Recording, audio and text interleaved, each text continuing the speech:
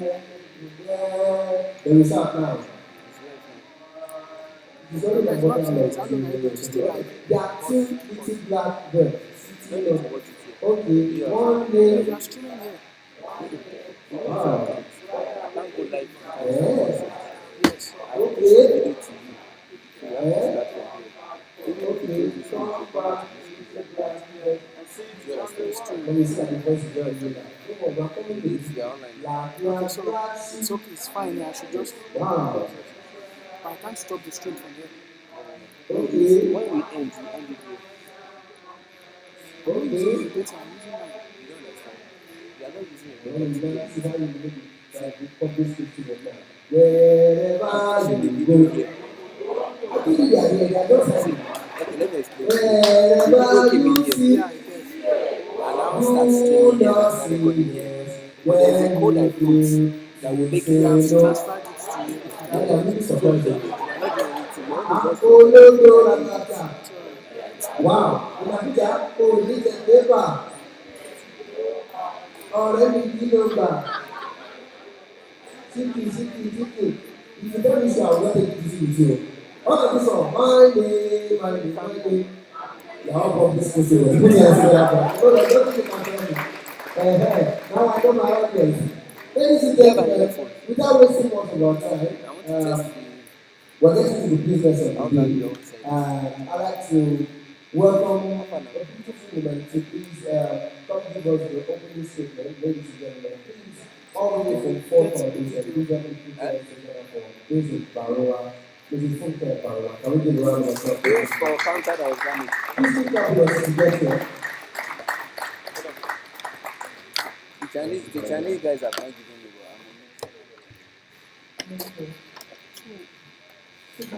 okay. I'm just going to repeat it.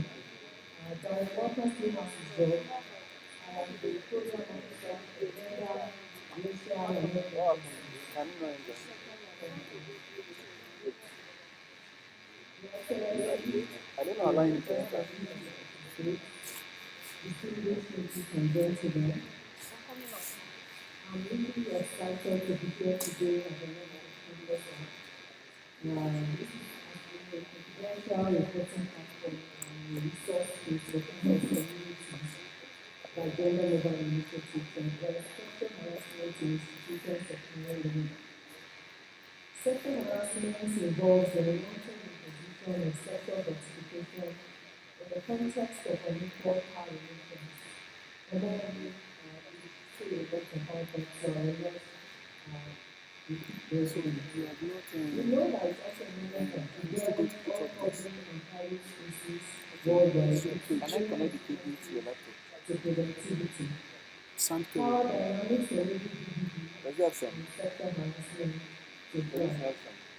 Is this sound? Yes, it has sound. Is it which cable? HDMI. Yes, you can. Social norms that permeate Anyone such you behavior, want to do that. resulting in a lack of accountability for perpetrators and on the flip side, lack of justice for survivors. These social norms of course reflect the deep patriarchal beliefs about the roles and values of women and girls in broader society, who are the most vulnerable to this problem. This of course leaves women and girls with little to no recourse or protection through formal mechanisms, making Nigeria the ninth most dangerous place to be a woman, according to 2018 Reuters poll. Sexual harassment is a globally recognized problem. More recently said, the sex abuse documentary by BBC shed a lot of light on the epidemic level of sexual harassment in Nigerian universities and including university campuses in Ghana and Nigeria. And I'm sure that applies to the rest of the world too. And it has become a recurring phenomenon in environments of learning, particularly in tertiary institutions across Nigeria. A study on community health education by OYIT and Melissa Lantari using self-administered questionnaires revealed that almost 70% of the respondents have been sexually harassed by students in tertiary institutions, with the main perpetrators being classmates and lecturers. The state of these patterns of violence has partly been attributed to poor individual and institutional response, lack of clear policies, Can you hold it to poor implementation, and a lack of reporting channels. Violence does not just happen. It is learned behavior that happens over time. People repeat patterns when they find out that there is no punishment or deterrent for particular behavior. Entrenched social norms and practices underpin particularly men's dominance over women and girls throughout Nigerian society. Of course, given these high levels of acceptance of sexual harassment, there is limited incentive for survivors, particularly women and girls, to report their experiences with sexual harassment. Because, as you know, nobody wants to be the poster child for sexual harassment, whether exposing that person's vulnerability to abuse and exploitation. And we have an unforgiving cancel culture which doubly victimizes the victim or the survivor as the case may be. Also, this is reflected in the low rates of formal reporting of rape and other forms of physical and sexual violence. For instance, within a 5-month period in 2020, the Inspector General of Police reported a total of 717 cases, despite a 31% rate of experience by females. Women and girls are abused and shamed both in public and private spaces with little accountability. To address and curb this disturbing form of gender-based violence, Ford is supporting various initiatives innovating and effective strategies, including a range of solutions and services for prevention, accountability, and support. This further on psychosocial, mental, trauma, technology, and all that is needed to ensure that we this women. Campus project, for example, some initiatives. And the work cannot emphasize the importance of technology in solving modern-day problems. Campus Chat is an online community of shared responsibility in preventing and responding to sexual harassment through several user-friendly features such as the safe space for disclosure, nuance and respectful social interaction, and of course support to survivors. This initiative, as is a modern policy template for institutions conduct and domesticating, including the level of applications for confidential reporting, case tracking, statistical matching, and data generation across institutions. What is happy to be associated with this kind of innovation, and I'm positive that this app will of course contribute to the other efforts by institutions of higher learning to address sexual harassment. I want to congratulate the Executive Director of Gender and her team, and every partner and institution. I learned that we have 100 institutions of higher learning have signed up to this. It's encouraging to see that at least 1/3, I heard you say 300 institutions so far, so that's 1/3 have showed interest in working on this. Unless we don't keep enduring the lessons and experience sexual violence and sexual harassment, it might be just another project for you. Some of us have lived it, some survived, others didn't survive it, some had to leave it because of that. And so many girls, and especially the female gender, suffer from sexual harassment. It's a dynamic, it's a power dynamic, and we need to find a way to ensure that survivors can tell their stories without judgment. The stigma and shame associated with reporting sexual harassment needs to stop. And this kind of applications help survivors tell their stories without fear of ridicule, and also ensure that justice is served, both for the perpetrator and for the survivor. We must learn to be on the side of the survivor. When people say, oh, don't report, shame will come to our family. I want and I pray that Nigerian communities become the same to the family of the perpetrator, rather than the family of the survivor. I thank you for listening.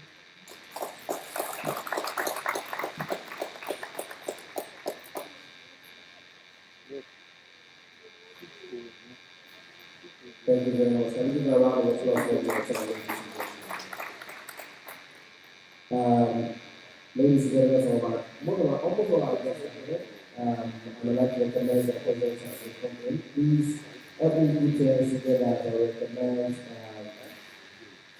I recognize the Commissioner for Infrastructure to the stage, Honorable Commissioner of Revenue to the stage, and the Abadi Faparisi. Please put your hands together.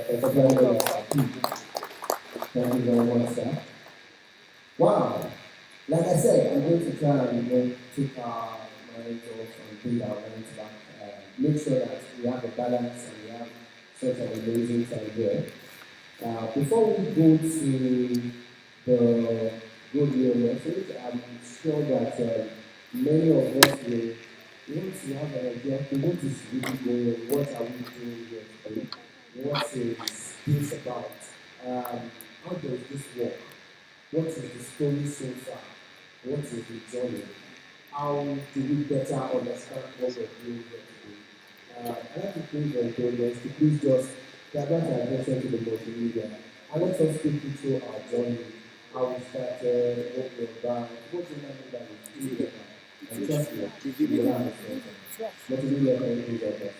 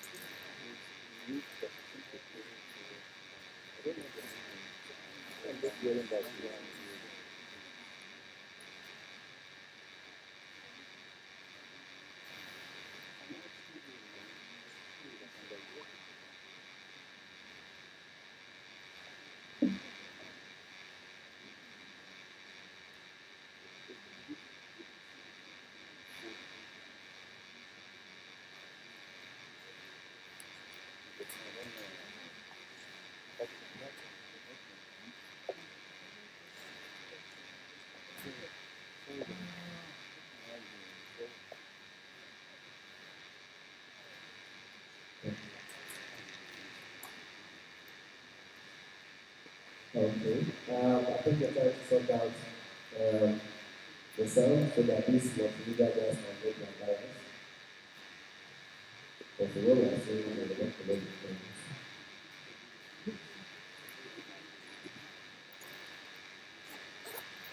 Alright.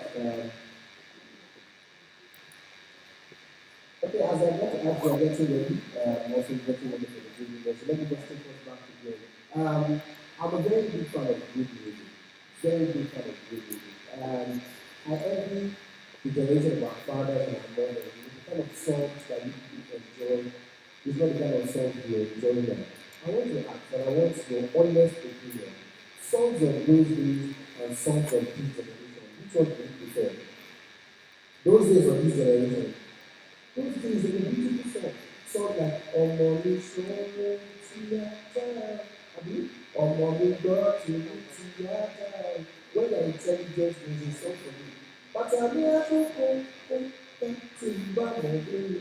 Bàtà mi àkókò ó. When you're not intelligent, there's a free track for you. Àwọn ọmọ alẹ́kọ̀ọ́ ẹ̀kọ́ ní ilé ìwé. Wọn kàn fetí sílẹ̀ sóhun tó lè kọ́ pé wọn ó yá gbogbo àti ráìsì. Wọ́n á jẹ we just say we no be know it. Ó yá iṣẹ́ ìyẹn kì í ṣe tiwọn. Eré eré eré ṣàmìtì kí lẹ́sàn gbogbo àti ráìsì.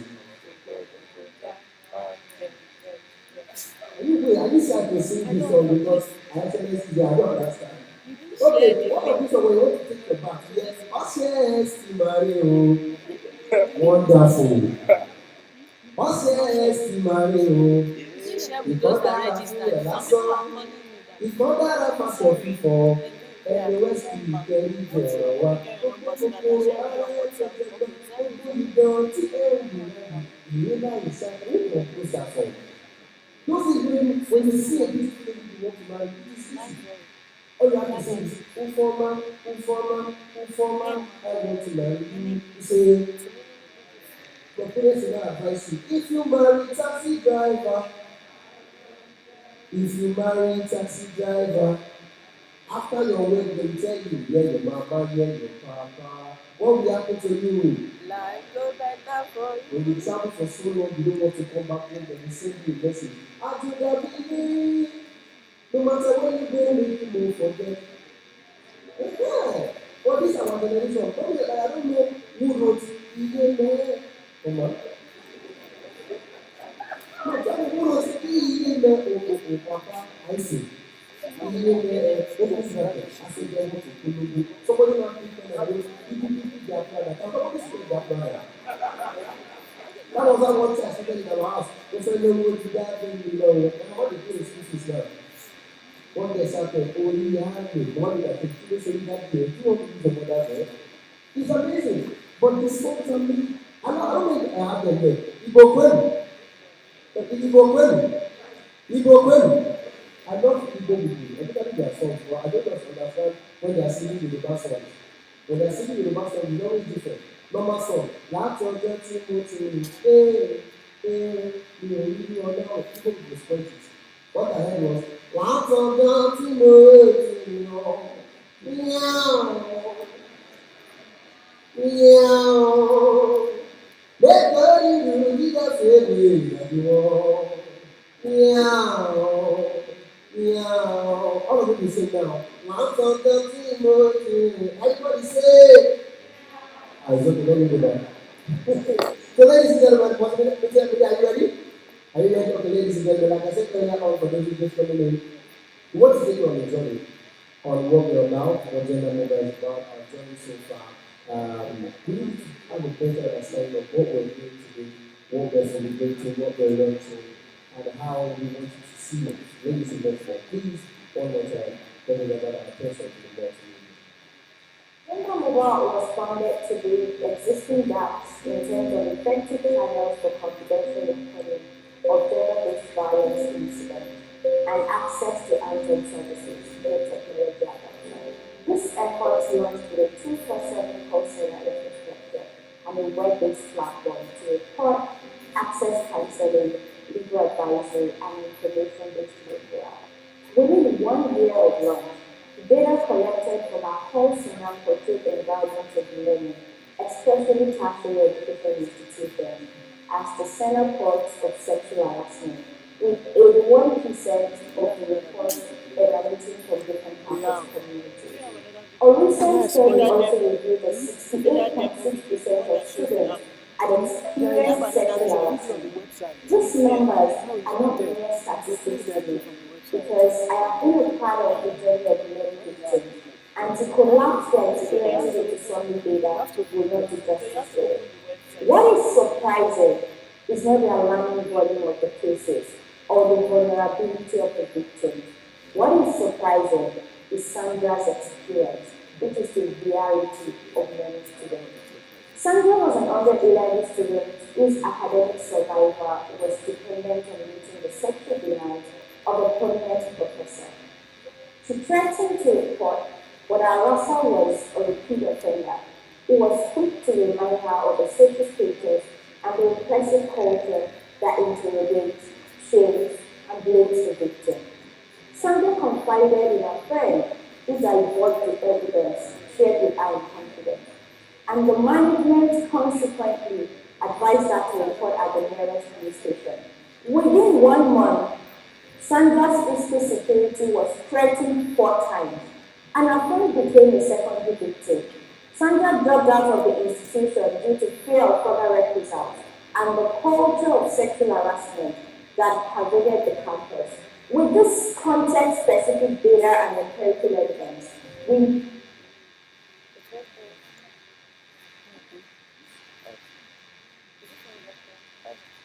Papo. Papo. This is a little bit of a round of applause, ladies and gentlemen. Yes, yes. Ladies and gentlemen, without wasting much of our time, we are getting ready to have our panel concept and also have our keynote speakers to us. But before that, ladies and gentlemen, we're going to be taking some good news messages from our critical stakeholders and 30 minutes of speaking to us. So I'd like to pray that we're going to pay attention because I know they're going to take a lot of people. Ladies and gentlemen, first is speaking to us. The good news message for 2 minutes breaks because of our time. We have a lot more, but because of our time, we just take a 2 minutes break. I'd like to please welcome the Director General of the National Information Technology together, and we'll be coming to speak to us. This is Captain of the Question. Thank you very much.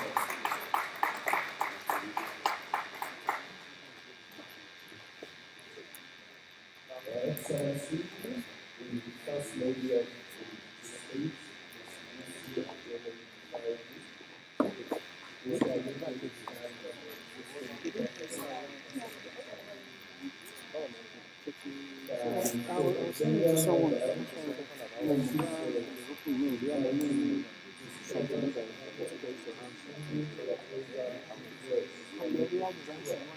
because the tradition I see is a ground of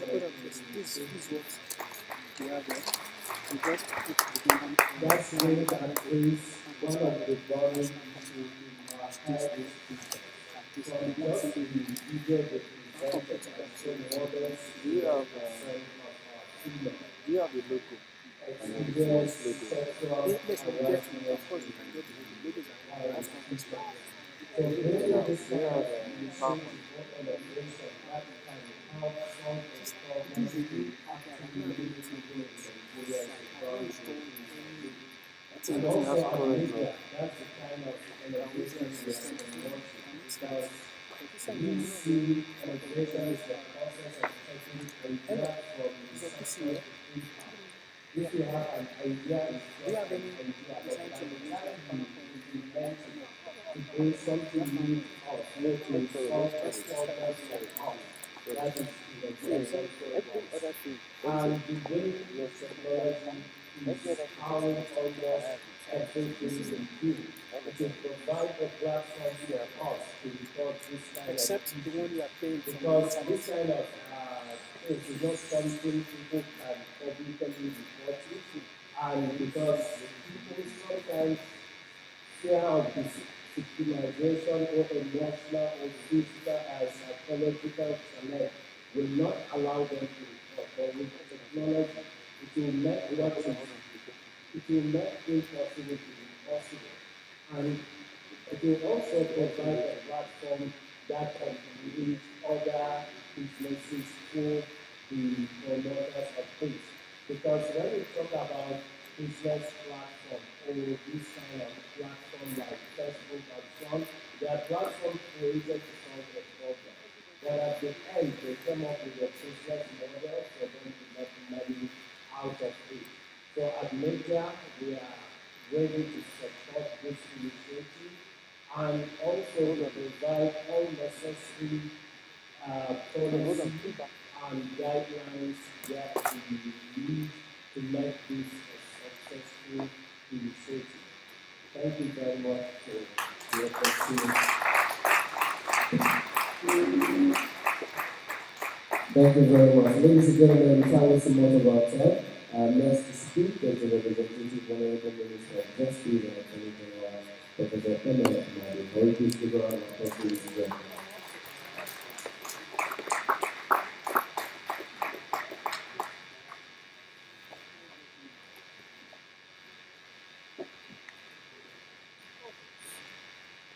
Please give her an applause, ladies and gentlemen. Thank you very much.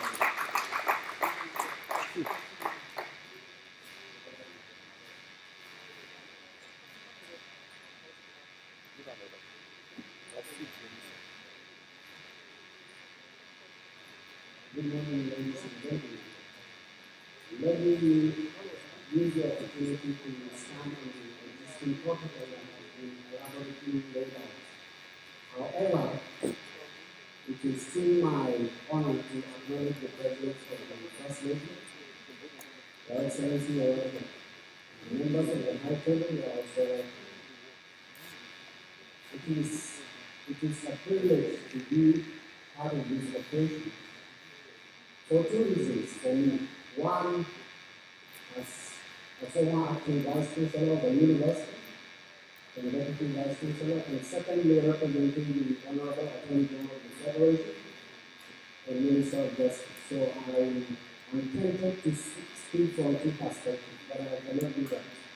I'm here simply to represent the Attorney General of the Federation, and if you permit me, I will just deliver his goodwill message and the rest of the minutes, and then leave. I would like to just say that before I begin, gender-based violence is a topical issue, and it is one that needs a proactive response. A proactive response today cannot be very effective without using the underlying technology. And I think this is where the interest of the Attorney General lies, and especially for what has been developed, as we've seen, and what the legal people has said. Today, we cannot approach social issues without a combined approach of both technology and legal response. So these two have to work together. Let me briefly go through the legal message of the Honorable Attorney General of the Federation. But before I do that, let me use the opportunity to bring in his goodwill and best wishes to this function. This is his message.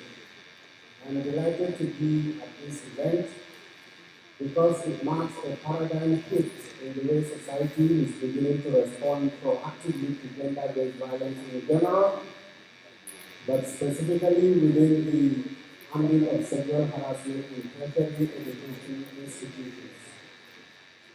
Tertiary education institutions are places of learning where the best available learning and teaching environment is to be guaranteed. This ensures effective, conducive and productive exchange of knowledge and ideas. An effective learning and teaching environment has no room for sexual harassment of any kind. The Office of the Honorable Attorney General of the Federation and Minister of Justice is therefore supportive of any initiative that will prevent sexual harassment in tertiary education institutions. The development of this mobile platform is apt for three basic reasons. First, tertiary education institutions should see the inauguration of a proactive policy aimed at preventing sexual harassment within the learning and teaching spaces as complementary approaches to this act. Secondly, tertiary education institutions should also see the development of robust internal disciplinary mechanisms and supportive structures and counseling services as part of their health care and well-being systems for students.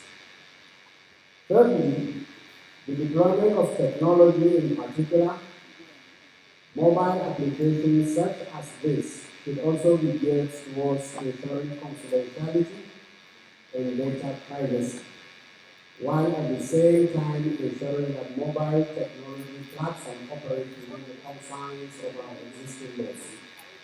because whatever app that is developed and deployed must be consistent with privacy rules, with confidentiality, and also other existing laws that impinge upon it. In my constitutional role as the Chief Law Officer of the Federation, preventing sexual harassment and dealing with it where it happens will allow justice to prevail. Importantly, my supervisory role over the administration of the Criminal Justice Act 2015 will go a long way in protecting society from the harmful effects of sexual harassment. Lastly, it is my expectation as the Chief Law Officer of the Federation that the campus PAL mobile flag being rolled out by Gender Mobile will in both the short and long terms produce a user-friendly application that will effectively prevent and ensure zero tolerance for sexual harassment in sexual education institutions. Thank you so much. I welcome my leave. Thank you.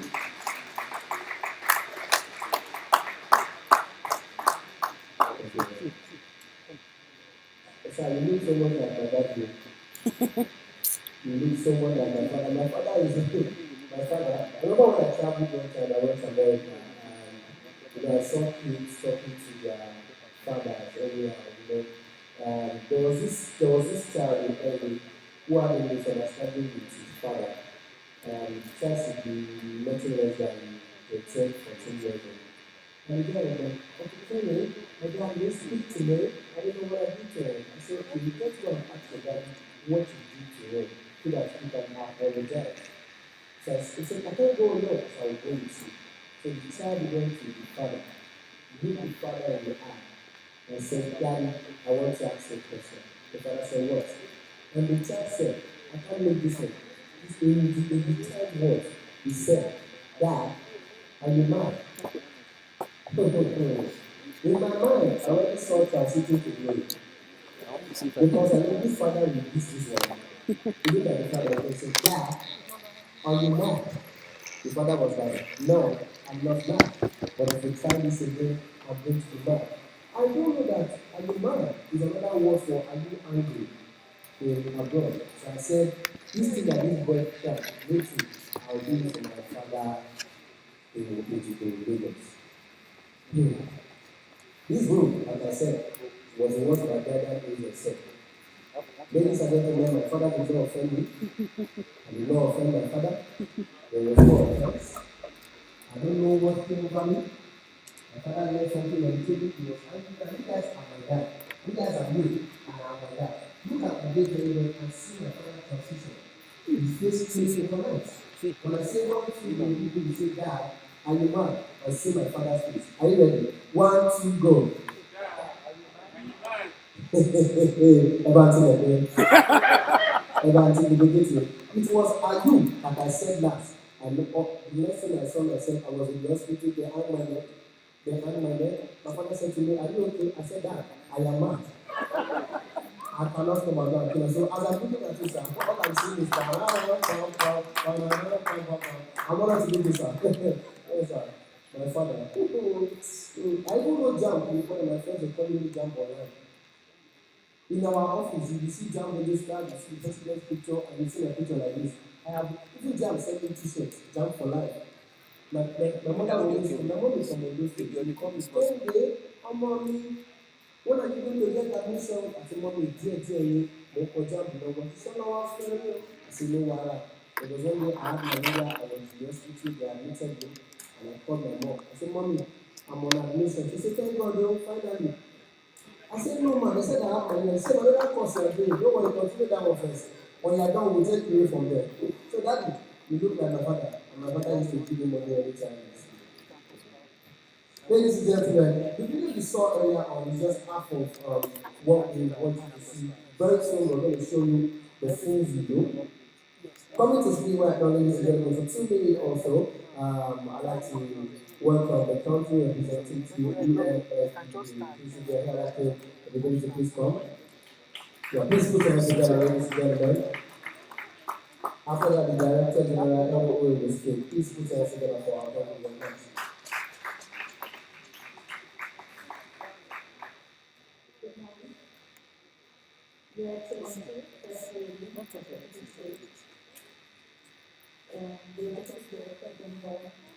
Umbrella Initiative, a representative from Fair Foundation, distinguished ladies and gentlemen, all protocols already observed. I'm delighted to be here today on behalf of the NFA at this launch of the Campus Powerful Platform for Sexual Harassment Prevention and Sexual Education in Nigeria. It brings together two important components of addressing gender-based violence, giving survivors a voice and access to services.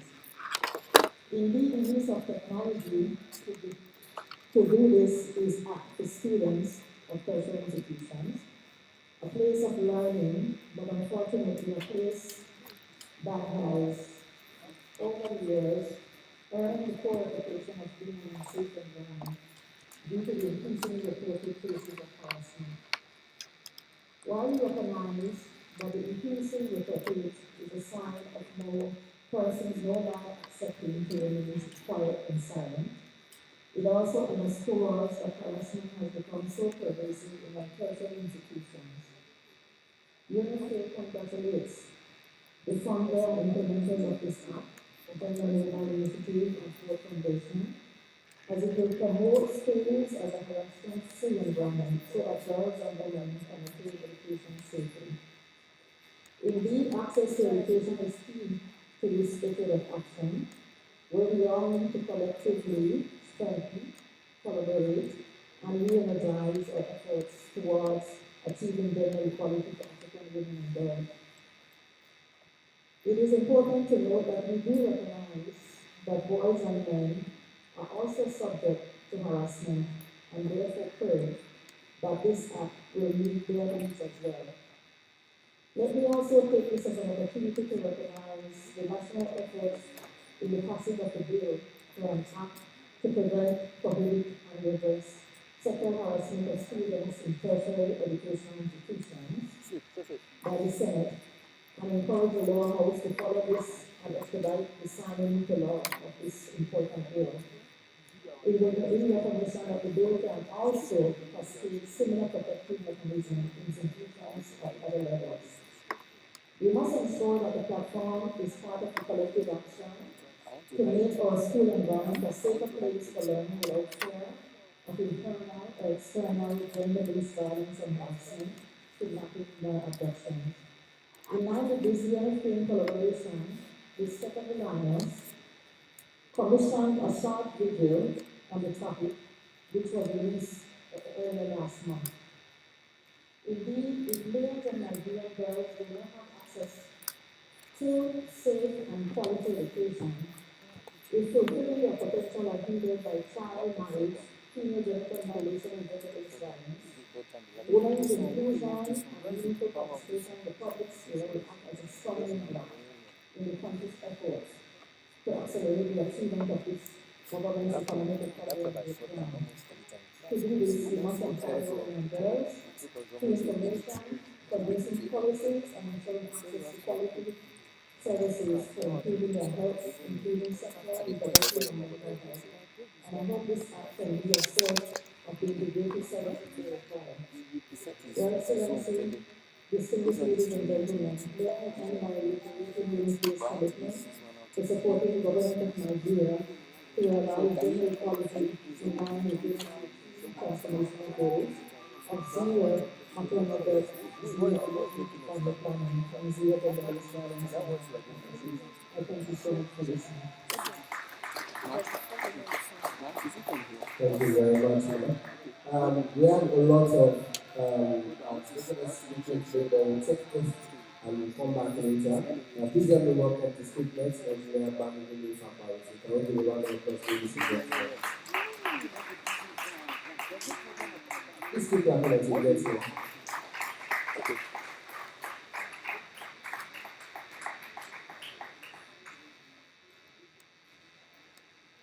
So let's check. Excellency, I want to see. first give me the stage. Morning. This is everything. This is Abdullah Fawani.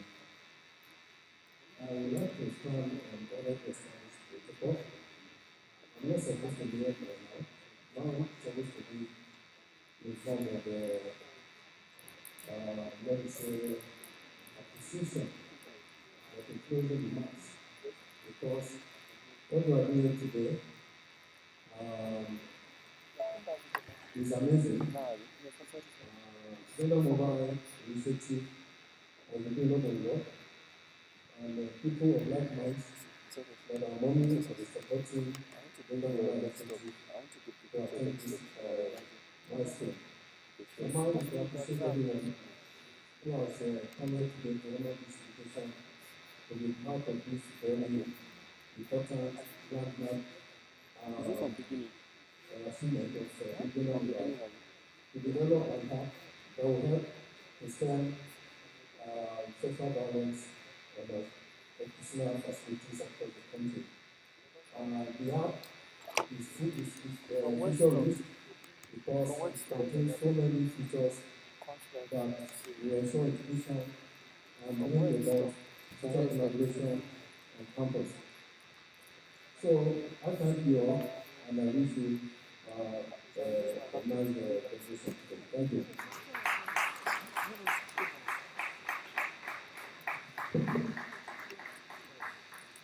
Please let's give him a round of applause, ladies and gentlemen. Yeah, come. Wow, this is a beautiful event. I'm sure the President of the Federal Republic of Nigeria is here today. He'll be super proud of what we're doing. He'll be super happy that this initiative is happening. I'm sure in his exact words, he will say something like, I want you to think everywhere that for what to do when they get that. I want to say that thank you, I want to support this initiative. And so that I want to see that and so that let me see and then let the Federal Republic of Nigeria. Ladies and gentlemen, before we have our beautiful morning, the first lady of the stage come speak to keynote speaker. Ladies and gentlemen, I'd like to please finish the video that we were showing earlier on so we can have a better understanding of what we're doing and what we're about. Ladies and gentlemen, the multi-media. The vulnerability of the victim. What is surprising is Sandra's experience, which is the reality of many students. Sandra was an under-11 student whose academic survival was dependent on meeting the sexual demands of a prominent professor. She threatened to report when her harasser was a repeat offender. He was quick to remind her of the social status and the repressive culture that interrogates, shames, and blames the victim. Sandra confided in her friend, who divulged the evidence shared with her in confidence, and the management consequently advised her to report at the nearest police station. Within 1 month, Sandra's physical security was threatened 4 times, and her friend became a secondary victim. Sandra dropped out of the institution due to fear of further reprisals and the culture of sexual harassment that pervaded the campus. With this context-specific data and empirical evidence, we moved into the campus community and realized that dedicated reporting structures, policies, and panel of inquiry were totally non-existent. This informed our evidence-based intervention, which is anchored on a tripartite approach centered around policy design, institutionalization of bystander intervention, and mobile app platform for data generation, confidential reporting, and effective case management. There is a growing body of evidence to establish that if reporting becomes the new norm, it will deter perpetrators. It also indicates that over 80% of sexual harassment are committed by repeat offenders because the culture of silence enables violence to thrive. This is further corroborated by the US study that estimated a 59% prevention of sexual assault just by stopping repeat offenders. It also reveals that new students are mostly vulnerable due to lack of platforms for onboarding information. All of this culminated in the design of a reporting system for campus communities. We have a unique three-pronged comprehensive approach, and a potential user will engage on the platform because our application is a feature-rich platform with confidentiality-driven reporting, reported case tracking, support community and safe space, the support proactive bystander intervention, information escrow perpetrator matching, access learning center to learn about policies, case appeal, and onboarding information function. With this reporting system, survivors will muster the courage to report, get the support that they want, and harassers will be held accountable, which will further deter potential perpetrators, stop repeat offenders, and improve institutional response. Before now, we have been solving this problem one Sandra at a time. With the Campus PAL tool and increased capacity, we are better positioned to create an environment of learning where girls like Sandra will have unhindered educational access, achieve their full potentials, and participate actively in the sustainability of their community development.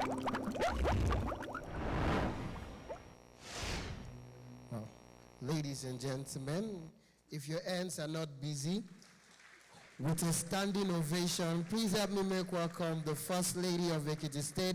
If it's not too much to ask, can you please give a standing ovation as I welcome Her Excellency, Mrs. Bisi Adile Fayemi, for the keynote address.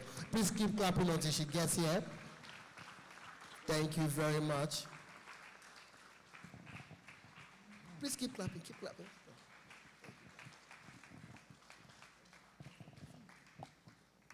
Thank you. Please sit down.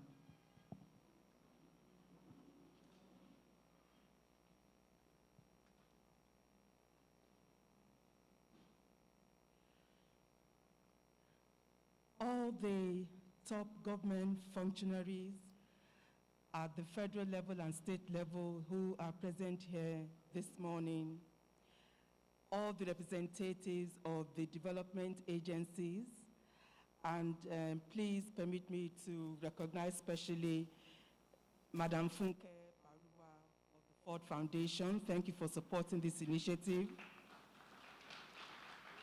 The Executive Director of Gender Mobile, Mr. Maomi Ogurutimi, who has brought us here this morning.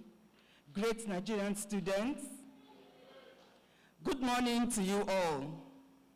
Good morning. It gives me great pleasure to be here this morning at the launch of this very innovative app. I'm very pleased that my dear brother, Mr. Shegun Adini, is in the audience here. Mr. Adini, are you still with us? Great. And you will know why in a short while, why I'm pleased that he is here. It is a great honor to present this keynote address on the occasion of the launch of the Campus PAL mobile platform, a digital application developed by our host, Gender Mobile Initiative, in partnership with the Ford Foundation. Let me congratulate Gender Mobile Initiative, particularly the founder, Ms. Omoumi Ogurotimi, who has once again brought this serious issue to the forefront of public discourse, and for having gone a step further in coming up with an innovative solution to this crime against mostly women and girls, although like my sister from UNFPA, we do acknowledge that men and boys can also be vulnerable to various forms of gender-based violence. I would like to thank the Ford Foundation for believing in the agency of young people. Thank you very much for that. In October 2019, I received an invitation to attend the screening of the BBC documentary Sex for Grades at the Sheraton Hotel in Lagos. That screening, the date that was given, initially I thought I wouldn't be able to make it because I was going to just be flying back into the country. And so my flight landed around 6 p.m., thereabouts. Fortunately, Lagos home is in Ikeja, so I rushed home to change and dashed off to Sheraton Hotel. As you can imagine, I was tired, I was hungry, and I was a bit cranky. And so I wasn't particularly in the mood to watch a documentary, but I thought, well, I've been invited and I'd given my word. So I sat there for the over 1 hour it took to watch this documentary, and I could not believe what I was seeing. I laughed at the pitiful sight of a grown man bumping and grinding. For those of you who have seen the documentary, if you remember, bumping and grinding in front of a girl young enough to be his daughter, claiming that he was praying for her. And then I cried when it turned out that the brave young woman who produced the documentary, Kiki Modi, had to drop out of university on account of the sexual harassment she faced. I sat with my mouth wide open at the sight of the cold room where young female students were taken to be frozen by their lecturers. I was angry at the lack of respect for the young women and the absence of any sense of decorum by the male predators. However, I was also pleased that the dreadful culture of silence about sexual harassment in our higher institutions was finally being broken. Shortly after the release of the Sex for Grades documentary, my good friend and brother, Mr. Olusegun Adeniyi, asked me to write the foreword to his book, Naked Abuse, Sex for Grades in African Universities, which is a concise study of sexual harassment in tertiary institutions across the African continent. And so as I started the foreword, I shared a story of something that I heard about when I was at the University of Ife, now Obafemi Awolowo University. I left Ife in 1984. This story I'm about to share was told to me sometime around 1981, 82, thereabouts. And it's something that had happened a couple of years before we got onto campus. But the story had been passed down, by the students. There was this female student who was in pharmacy. And back then, and it probably hasn't changed, pharmacy was one of those courses where you had to pass your course every semester. Otherwise, if you failed, you would have to repeat. You have to spend an extra year. So this female student was being propositioned by one of her lecturers.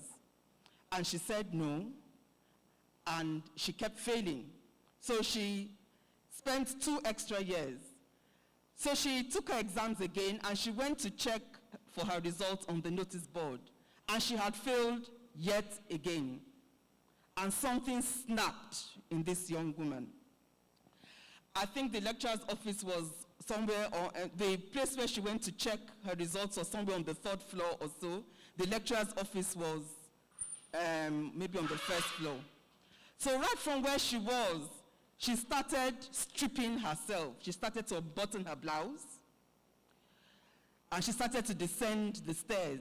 And she kept shouting at the top of her voice, "Professor, so and so, chauffeur Sheni, chauffeur Sheni." And for those of you who don't understand Yoruba, do you want to sleep with me?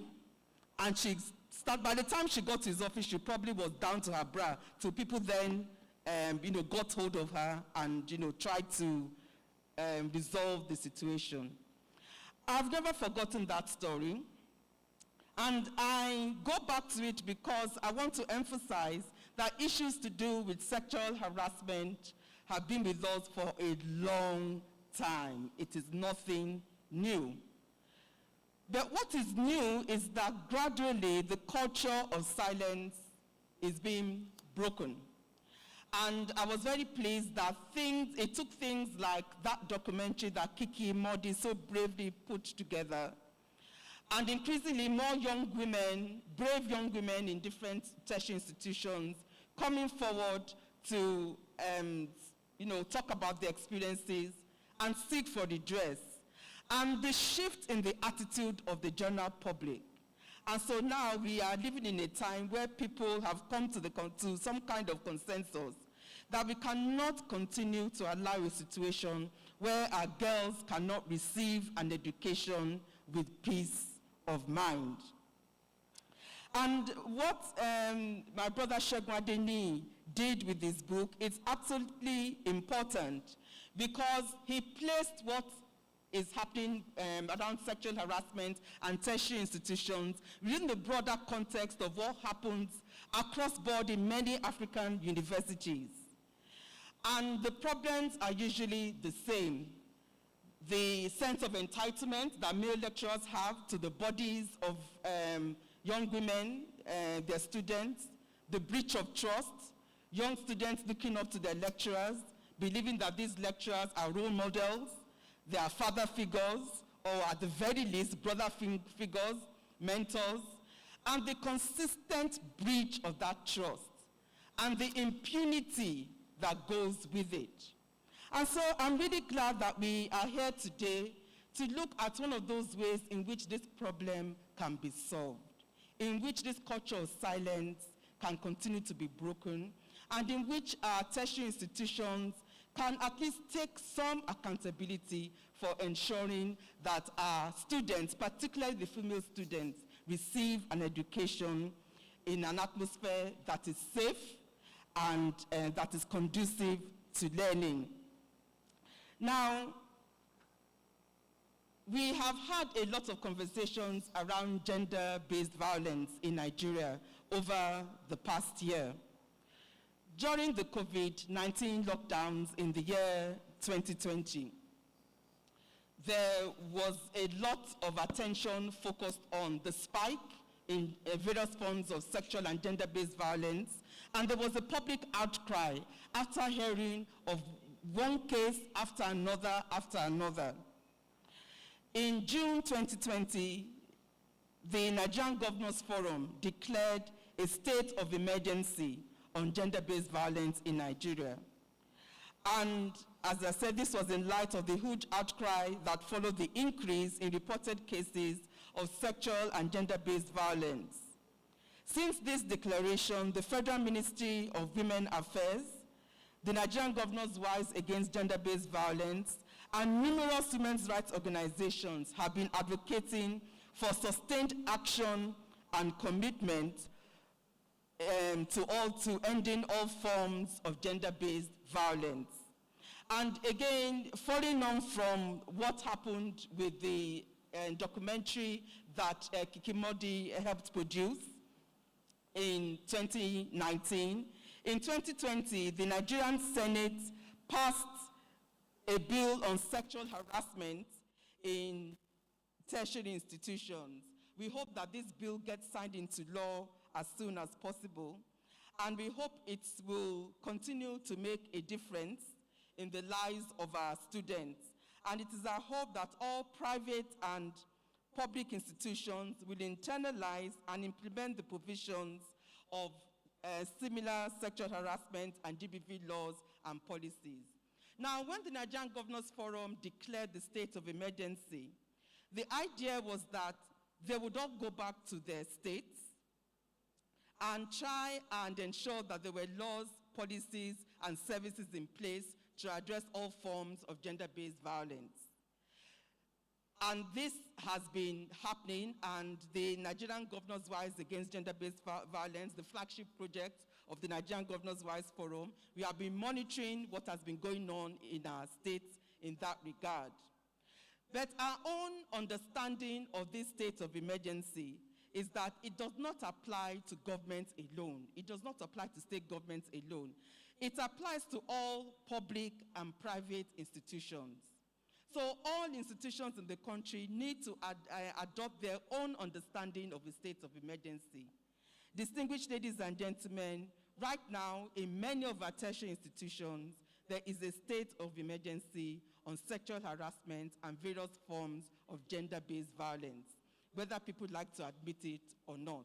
We have all kinds of emergencies. We have security emergencies. We have a drug emergency. But speaking specifically on this issue to do with sexual harassment and sexual and gender-based violence, there's a state of emergency on that, and all institutions need to be concerned about it. And in all this, some of the tools we have at our disposal that are used to share information, that are used to draw attention to issues of concern to us, now is the time for us to look a lot closer about the role that technology plays in all this.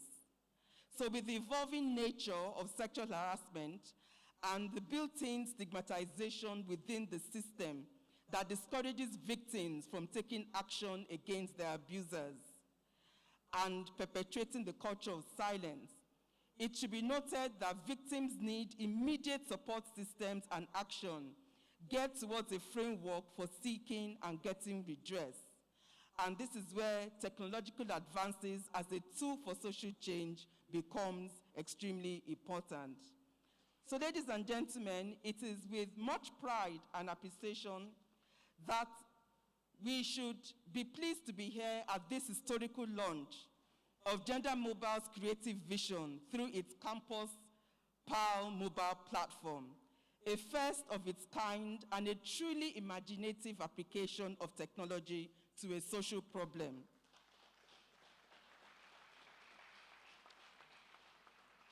As we shall see, the Campus PAL mobile platform will engender real-time confidential reporting of sexual harassment, data collection, and effective case management. It is a step in the right direction that underscores the intent and commitment of its creators to curbing the recurrence of this campus vice. Gender Mobile's adoption of this technological approach is indeed a great new measure in the prevention or effective prosecution of incidences of sexual harassment, simultaneously providing succor and solution for victims of sexual harassment. I believe, to sum all this up, if we can use our mobile phones for different things, to shop, to gossip, to send information about things that concern us and things that don't concern us, if we can use them to take selfies at events where we are in attendance and events where we are not in attendance, we can use this technology to change lives. I therefore wholeheartedly recommend its usage, and I hope that it gains immediate traction across tertiary institutions all over the country, and indeed beyond these shores. As I close, I would like to make some recommendations to all of us here, all stakeholders here concerned, and to Gender Mobile. Number one, it is important for all tertiary institutions to adopt a zero-tolerance approach to all forms of gender-based violence and promote a healthy culture in the institutions devoid of fear and intimidation. Students must feel safe on campus, and victims have a right to be heard and not to be intimidated or shamed into silence.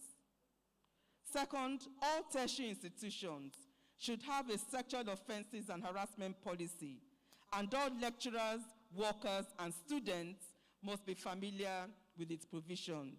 In Ekiti State, for example, where we have the Ekiti State Gender-Based Violence Law of 2019, there is a GBV Management Committee in place to implement the law, and I chair that committee. And I'm pleased to let you know that the lady who has brought us here today, Omomi, is also a member of that GBV committee. We have been going around Ekiti State, speaking to a range of stakeholders, traditional rulers, religious leaders, principals, teachers, and so on. And we are now going around to tertiary institutions. And we have got all the tertiary institutions we have engaged with so far to agree that they are going to develop a sexual offenses and harassment policy within the next 4 months. And this is something we would like to advocate for all institutions across the country who have not already done so.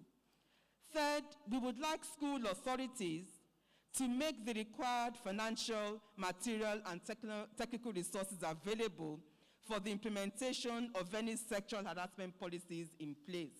There is no point having these policies in place if there is no means for implementation. Fourth, we would like all tertiary institutions to encourage student-led gender-based violence support clubs. So for all the students who are present here, and it was noted earlier that the president of NANS is here. Is he here or his representative? Right. Please note we would like to see gender-based violence support clubs in all our tertiary institutions. My fourth point is around gender mainstreaming, teaching, and learning. It needs to be strengthened. Patriarchal norms and values fuel gender-based violence. Therefore, gender issues and an understanding of power dynamics should be added to the general studies curriculum in tertiary institutions. We also need relevant data and research on an ongoing basis. Gender mobile should be encouraged to extend the use of its application to those who want to report rape and sexual violence on campuses. I had a conversation with the mommy about this yesterday, and she assured me that there was going to be an add-on to the app and that this was going to be possible. There's also a need to look into the growing pandemic of sexual harassment and violence in secondary schools in Nigeria.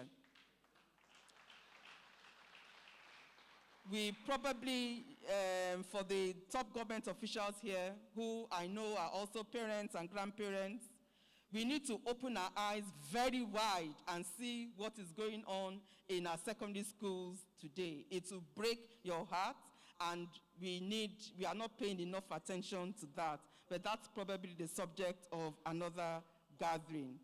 No society can make progress if it treats 50% of its population with disdain. If young girls are unable to acquire an education in a safe environment and in peace, and go into the world to be the best they can, we would never achieve the development we seek. If our daughters have to spend their time in university, dodging the clutches of teachers who are supposed to be their role models, then it should be no surprise if we end up with generations of physically and emotionally scarred women who are unproductive and dependent. The leadership of tertiary institutions need to demonstrate that they are serious about this issue and will not condone a culture of abuse, silence, and impunity. Women's organizations such as Gender Mobile, who are working to provide support for young women to deal with these issues, need to be encouraged. I therefore once again commend the Ford Foundation for their consistency in addressing and solving critical social challenges through unwavering support and partnership in the Nigerian civil society space. It is hoped that other development partners who are here, MDAs and agents of change, will join this advocacy effort by supporting initiatives such as Gender Mobiles to solve other equally pressing challenges in our society, especially as it affects women and the girl child. And I'm happy that the DG of NITA did make that commitment and invitation that they are willing to receive ideas that will help address this issue. I would like to say a big congratulations to the members of Gender Mobile and to the team for making today possible. And I'd like to thank you for bringing us together once again to try and re-energize ourselves so that we can all go away with a renewed sense of urgency in addressing sexual harassment across campuses, and that we can all, wherever we are, and with whatever platforms we have, continue to lend our voices for a new and reformed society. Thank you all, and God bless. One more time with a standing ovation and a round of applause. Please, let's give a round of applause to the First Lady of Ekiti State, Mrs. Bisi Adele Fayemi.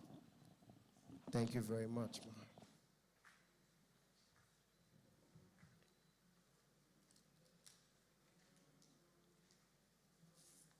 We can all be seated now, ladies and gentlemen.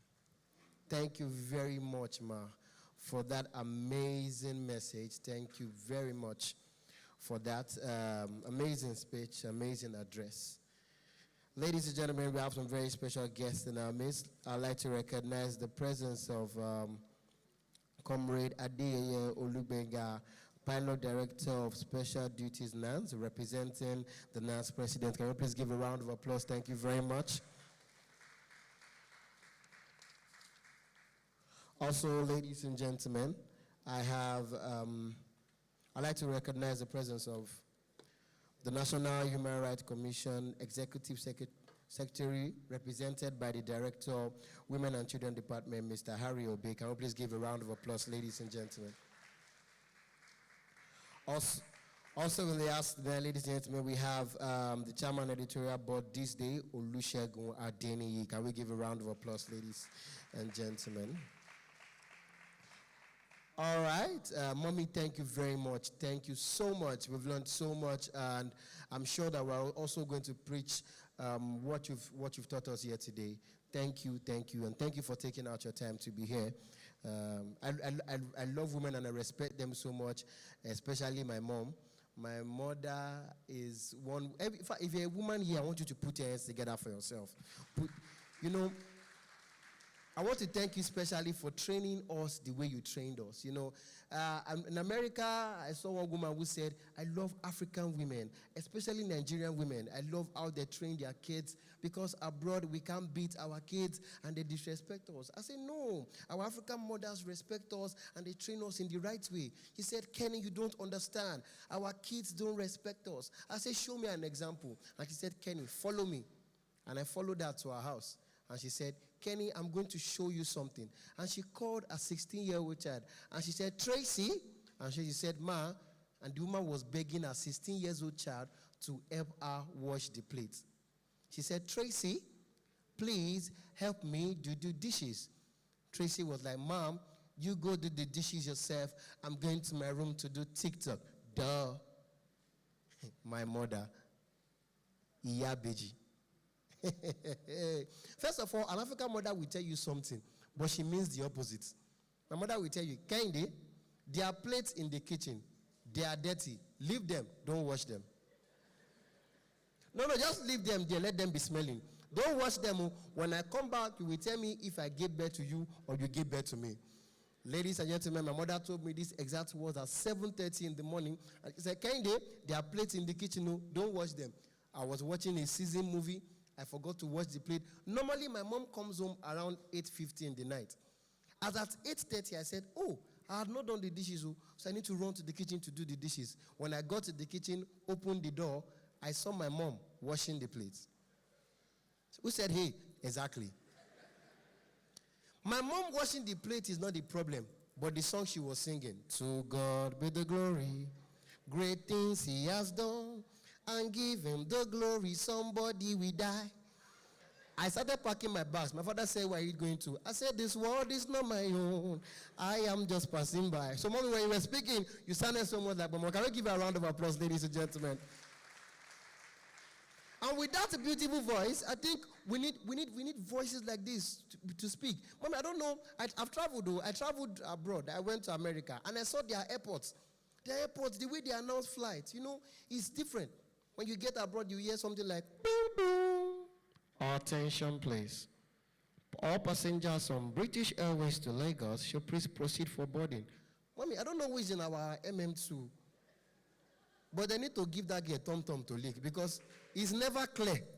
What you hear in MM2 is, boom, boom. Intention, please. Intention to do what? What is the intention? You hear all passengers of those airlines. And when they start business class, it's different. Mommy, you hear business class. What do you have? You care for rice, meat, business economy, biscuit and cake. They're not give you 4, give it to your colleagues on the road. But there is a general problem. The pilot. Thank God the pilot is here. Do you know that today we don't hear what the pilot says, but we know we'll land. When the plane take off, seatbelt sign is off, you hear something like this. This is a pilot speaker flight 314, taking us to Lagos, higher altitude, flight to, taking us to Lagos, 412, 413, all of us will be like this. Put your hands together for yourselves, ladies and gentlemen. I wish we had so much time. There's a lot to talk about. But at this point, We're going to be taking the goodwill message, but as we're taking that, I'd like to have our panel take their seats as we'll be taking the information panel session. Please help me welcome the panel moderator as she comes to take a seat. Imalohi Erobo, TXL. Please, can we put your hands together for Imalohi Erobo as our panel moderator, followed by the representative chairman, ICPC, Ms. O.A. Olubasa, SA Legal. Can we please put your hands together? As they come take their seats, yes, please come take your seats as we're about to take the panel. Ladies and gentlemen, also I have the representative Vice Chancellor, University of Abuja, Professor Damajun, Director, Academic Planning. Can we please give a round of applause? Also, I have the Provost Bauchi Institute for Arabic and Islamic Duties, Dr. Salisu Baru. Can we give a round of applause? Thank you. Please come have a seat, sir. Thank you, sir. Also, I have the founder, Her Life Count Foundation, Salama Tubelu. Can we give a round of applause as they come take their seat? And last but not the least, I have the Executive Director, Women Advocate Research and Documentation Center, Dr. Abiola Akiode Afolabi. Can we give a round of applause, ladies and gentlemen, as they come take their seats? As they're taking their seats, ladies and gentlemen, we'd like to take, for just two minutes, the rest of the goodwill messages. Please help me welcome Representative Oxfam. They hear Representative Oxfam to just come have their goodwill message for 2 minutes. Representative Oxfam. Representative Oxfam? Okay, please come over. Okay, if we don't have that, we'll have Representative Osiwa, OSIWA. Do we have, please put your hands together for our ladies and gentlemen. After that, we'll take Representative Action Aid.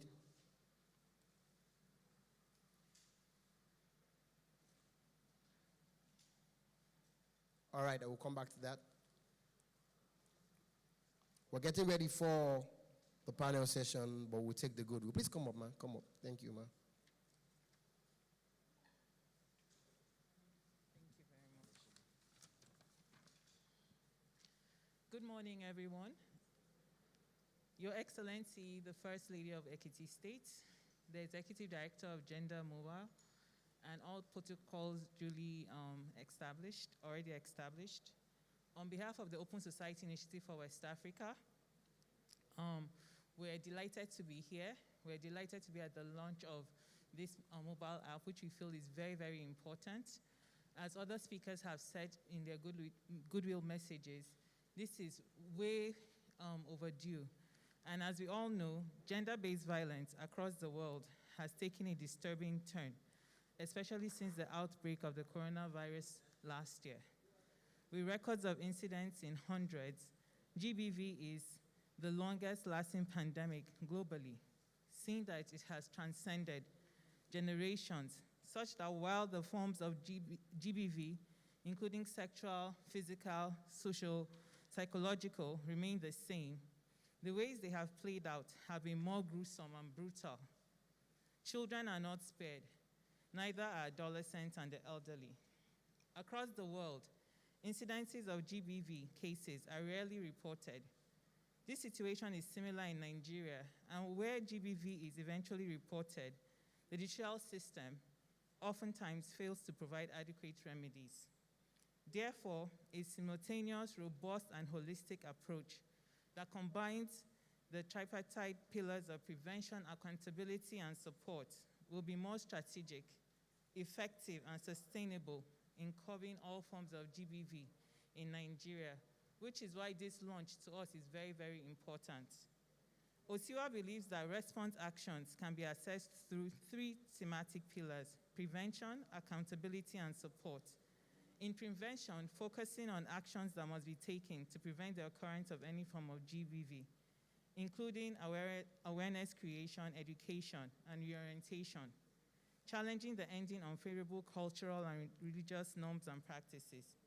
On accountability, focusing on responsibilities of duty bearers, including but not limited to legal and policy frameworks, national guidelines and standards, and effective coordination among all relevant policy and civil society institutions. On support, covering all forms of formal and informal structures necessary to assist victims of GBV, including medical, mental, psychosocial, economic, legal, and other forms.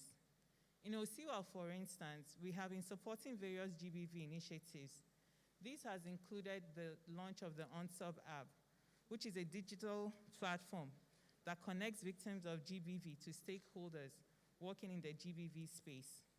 We've also supported the National Human Rights Commission on various initiatives focused on GBV, including the public hearings that were held in the country 2 years ago on GBV and last year.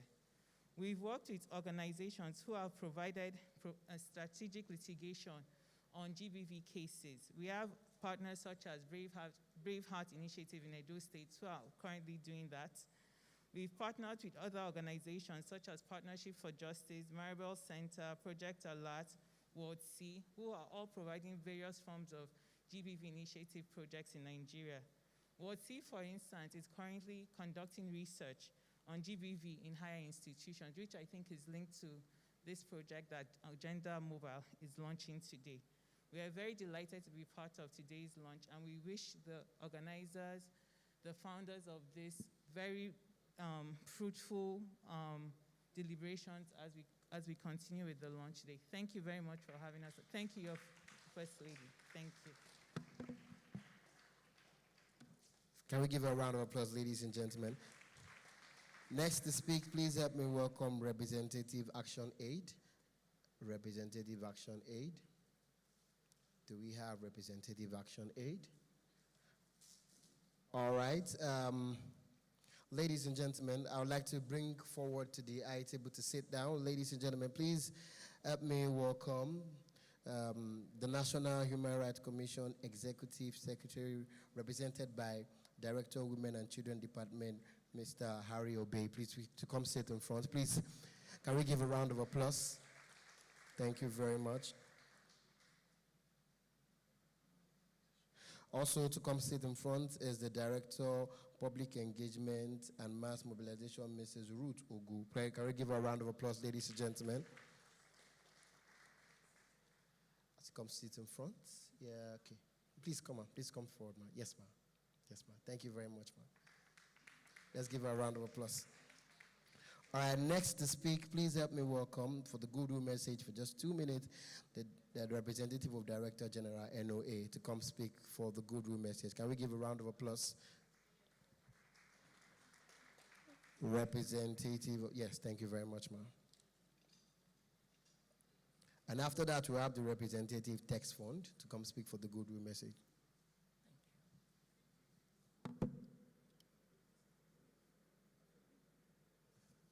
Your Excellency, the First Lady of Ekiti State, the Executive Director of Gender Mobile, please permit me to stand on the already established protocols. I'm standing in for my Director General, Dr. Garba Bari, the DG of the National Orientation Agency, who would have loved to be here, but because of other very pressing national assignments, he is not able to, but he sends his best wishes and his very warm regards. So I will just read his goodwill message.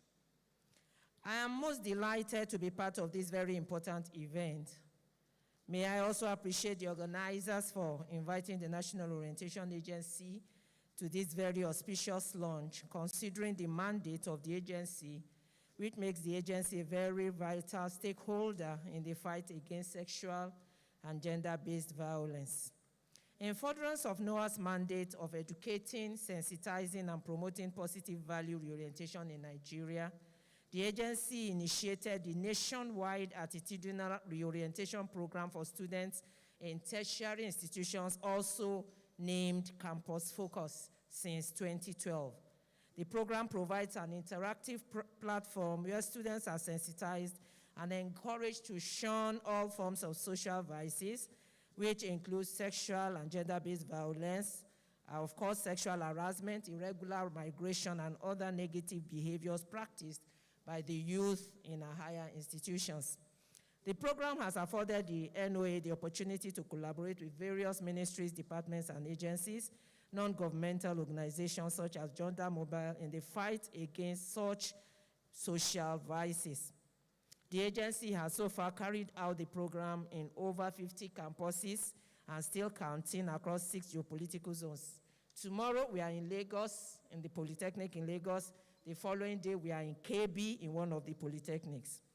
At this juncture, we wish to immensely appreciate Gender Mobile for actively and effectively partnering with the National Orientation Agency through their massive technical support, serving as resource persons in all our campus-focused programs since 2019. There has been global and national concern to the prevalent rate of sexual violence that has been mentioned. NOA will continue to educate and condemn any conduct which violates, humiliates, or degrades the sexual integrity of any person, whether in form of sexual assault, exploitation, or harassment, and intimidation as defined in the VAP Act 2015. The NOA therefore commends the laudable initiative of Gender Mobile on the launch of this technology platform being introduced to complement government's effort in stemming sexual harassment in tertiary institutions. NOA wish to express our commitment to continue to work with Gender Mobile and other relevant NGOs towards achieving set objectives on value reorientation in higher institutions of learning, especially on the right attitude on sexuality. In conclusion, let me congratulate you on this groundbreaking event and wish you well in your future events. Thank you for listening, and may God bless Nigeria. Thank you.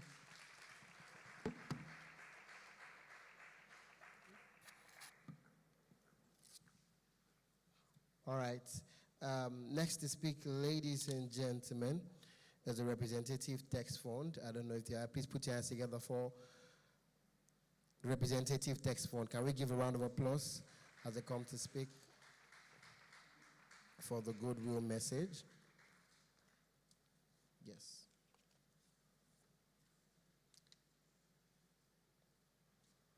You're welcome. Excellency, the First Lady of Ekiti State, Mrs. B.C. Adele Fayomi, the Executive Director of the Mobile Gender Initiatives, distinguished guests, and ladies and gentlemen, good morning, everyone. I'm here to deliver a goodwill message by Professor Suleiman Elias Bogoro, the Executive Secretary of Tertiary Education Trust Fund, who is unavoidably absent from this occasion. Let me just go straight, since I have just 2 minutes to deliver this. I am pleased to join you to celebrate the launch of Campus PAL mobile platform for sexual harassment prevention in tertiary education institutions in Nigeria. I must commend Gender Mobile Initiative and Ford Foundation for their work and contributions towards the launching of the technology platform for confidential reporting, data harvesting, and effective case management for sexual harassment cases in tertiary education institutions in Nigeria. I also wish to join other speakers in welcoming all delegates to this important event. Education, as we know, is very important in any young person's life. It provides opportunity for personal, social, and academic development, and is important for future employment and integration into the society. Education gives us a knowledge of the world around us and how we can change it into something better by developing positive perspective of life into us. It is this perspective that helps us build opinion and have different points of view on the issues of life. This presupposes that experience in any educational institutions at any level influences students. These experiences can have a major effect on his or her self-image and self-esteem and development later in life. Sexual harassment is believed to be prevalent in Nigerian universities with majority of cases going unreported, according to Omoniju 2013. Sexual harassment is a form of unlawful and unwelcome sexual advances, and it is in any type of unwanted sexual acts done by one person to another that violates the sexual integrity of the victim. Sexual assault is characterized by a broad range of behavior that involve the use of force, threat, and control towards a person, which makes the person feel uncomfortable, distressed, frightened, and threatened. TEDFund, as an organization, is committed to provide members of our tertiary education institution an educational environment free from sexual violence and sexual harassment, and threatening those individuals who report incidents of sexual violence or sexual harassment with dignity and respect. TEDFund recognizes the sensitive nature of sexual harassment in any form, and wishes to assure all that the Executive Secretary of TEDFund, Professor Suleiman Elias Bogoro, has made its prevention one of his highest priorities in Tertiary Education Trust Fund in Nigeria. We remain committed to supporting any platform, such as this Gender Mobile Initiative and Fund Foundation, that ensures the well-being and psychosocial health of students, and those that foster safe and caring environments for students. On behalf of the Executive Secretary, TEDFund, I wish to thank all the executives and members of Gender Mobile Initiatives and Fund Foundation, all our distinguished speakers and participants, and wish all a successful launching of this event. Thank you, and God bless you. Thank you very much, Ma. Your Excellencies, very distinguished guests, ladies and gentlemen, please, next to speak for the goodwill message is the Special Advisor to the Ekiti State Governor on Development Partners and SDGs. Please help me welcome Mrs. Margaret Faboyo. Can we give a round of applause, ladies and gentlemen?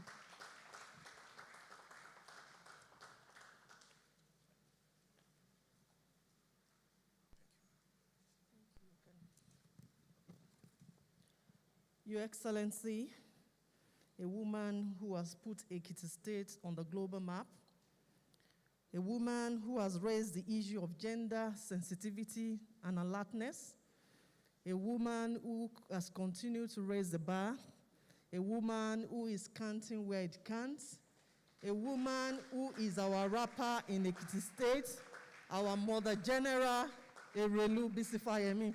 Please don't be stingy with our applause. You can feel free to clap. Please permit me to stand on all existing protocol. It gives me great pleasure to welcome you all and convey greetings from His Excellency, Dr. Kayode Fayemi, the Ekiti State Governor and Chairman of Nigerian Governors Forum. First, let me commend Gender Mobile Initiative for standing up to be counted on the critical issue in discourse here today, and to mention that this is a further step to the stride it initiated across 4 higher institutions in Ekiti State a few years ago. Sexual violence and harassment in our society is no longer a topic we can afford to be discussing in the abstract. It has assumed an alarming proportion, and we need practical steps to address the pandemic. And there's no other place to start than our higher institutions, where some of the reported cases can only be explained as a mental issue. It is also important to note that this issue also touches on the aspirations of Goal 4, quality education, and Goal 5, gender equality of the Sustainable Development Goals. One of the critical success factors towards achieving this goal is a free and egalitarian society, devoid of any oppression, harassment, discrimination, or violence that can prevent individuals or group of people from attaining their full goals given potential. It is therefore a step in the right direction that Gender Mobile is taking this laudable step to create an alarm system that can ultimately help in nipping the menace in the bud. The big question to ask is, how do we begin to expose this crime against humanity? How do we raise the awareness of victims or potential victims to speak out? How do we ensure that our society begins to understand the need to promote respectful relationship and gender equality? How do we establish a mechanism that will expose name and shame and bring the culprits to book? A good warning alarm and reporting system in one of the best antidotes, and the Campus Power mobile platform is a good way to go. A lot of stakeholders are actually stepping up the awareness and step change process. Ekiti State, for instance, is in the vanguard of the change, and our dear Erelu, the Ekiti State First Lady, has been a worthy ambassador of the fight. For all of us, a critical thing to note is that you and your loved ones may eventually be the beneficiary of a single effort you invest or contribute today towards preventing and ending this menace in our society. At this point, Your Excellency, I want to congratulate Gender Mobile, Omowumi. I'm particularly delighted to be here because Omowumi once interned in my office, and you can see my pride seeing her doing great things. Please, a round of applause for her. So I congratulate you once again for the laudable initiative, and also thank Ford Foundation for supporting this worthy cause. For all good-spirited citizens, let us all join hands to fight. Thank you very much.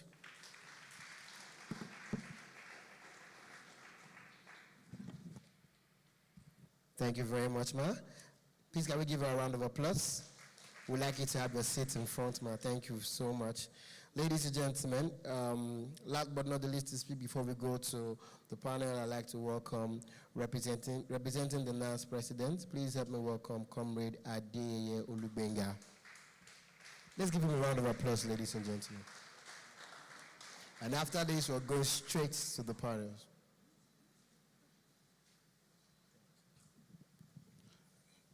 Your Excellencies, Erelu Bisi Adeleye Fayemi, the First Lady of my great state, Ekiti State. Foremost, I want to tender an apology on behalf of the NAS president for his absence. I rushed down from Kaduna State, where we have some of our students as victims of kidnaps. So we're there to embark on solidarity rally today. That's the reason why he could not be here. You agree with me that security matter, it's a very powerful matter that should be accorded priority.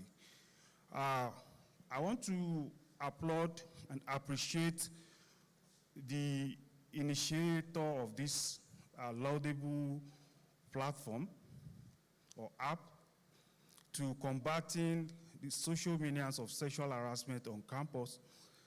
And I want to say that the initiative is accepted, it's amazing, it will be supported by NANS, and it's so timely because it's in tandem with our own cardinal programs too, coming on board this year. Ladies and gentlemen and students who are present here, you agree with me that comrades who are feminists or who are disposed to protection of female students on campuses have been at the forefront of fighting sexual harassment. We may have been doing it in different ways. Those of us who are very close to our men. Then, while we are still learning as student union president, when they bring this issue, some of my friends will say, we'll go and park, whenever the lecturer park in front of the hostel of that girl, we'll go and deflate the tire. Greatest Nigerian student. I believe you must have heard these cases. You say, I don't. Some of them will say, when the lecturer gets into your room, call us. We'll be there. We'll pack the shoes, pack everything. That is some of the measures or strategies that have been adopted by some of our men.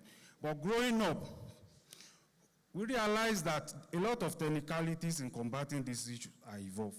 Legal, psychological, the societal value of it, or the appreciation of it is very, very important as civilized student leaders to take cognizance of them. Even at that, we will not stop to continue to sensitize our member, particularly enjoining or appealing to our institution administrators. So at the point of entrance of students during matriculation, a very good emphasis should be made on sensitizing the student on sexual harassment. It's a crime, and a very deplorable one for that matter. July 7th, 2020, the Senate of this great nation had already passed a bill against sexual harassment in this country, criminalizing the act in a very, very serious manner with grievous consequences. Another dimension, when I read through that bill, I was happy with a particular aspect under the objective that makes it a crime for administrators of institutions who had cases of sexual harassment but failed to handle them to conclusion, who were either nonchalant or resilient about it, who did not act in an adequate or appropriate manner. So it becomes a crime. Ladies and gentlemen, as all of us are on the same page that this crime is a deplorable one, is a social menace that is threatening the peace and the psychological status of both the female and male folks on campuses, are needed to be nipped at the bud now, needed to be addressed head-on and holistically. I want to enjoin all of us to collaborate with the funder of this initiative, the Gender Mobile. I equally want to appreciate the Fund Foundation for this massive support. We pray that God will continue to help you. We on our part will continue to sensitize, will continue to advocate, and will continue to support every initiative that is aimed at combating this menace in Nigeria. Thank you so much for the privilege. Thank you very much, sir.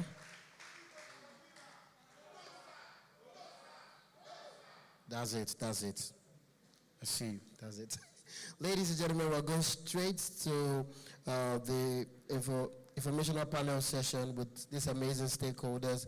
At this point, please help me put your hands together as I hand over to the panel moderator, Imaloyi Irobe. Can we give a round of applause, ladies and gentlemen? Thank you. Over to you, Ma. Good morning, everyone. My name is Emma. Check. It's a great honor to moderate this panel on behalf of Gender Mobile Initiative on the launch of the My Campus Power app. This is a groundbreaking technological solution to gender-based violence and combating sex for grades in tertiary institutions. And joining me today on the panel, I would let my fellow panelists introduce themselves. And I'll start on my right, ma'am. Okay, I think it's afternoon now. Good afternoon, everybody. Permit me to stand on all existing protocols. My name is Olubunmi Olugasa. Sorry, don't mind that, it's Olugasa. I'm the SA Legal to the Honorable Chairman of the ICPC. Thank you. Good morning, ladies and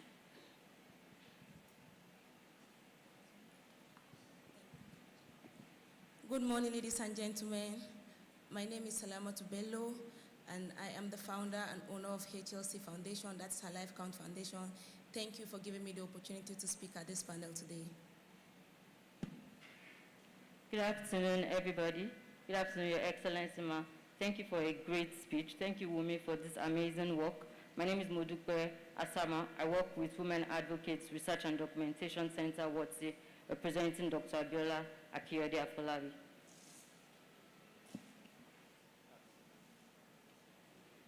Let me have the hello. Good morning, ladies and gentlemen. My name is Salisu Ahmad Barrow, the Provost of Bauchi Institute for Arabic and Islamic Studies. Thank you for inviting me.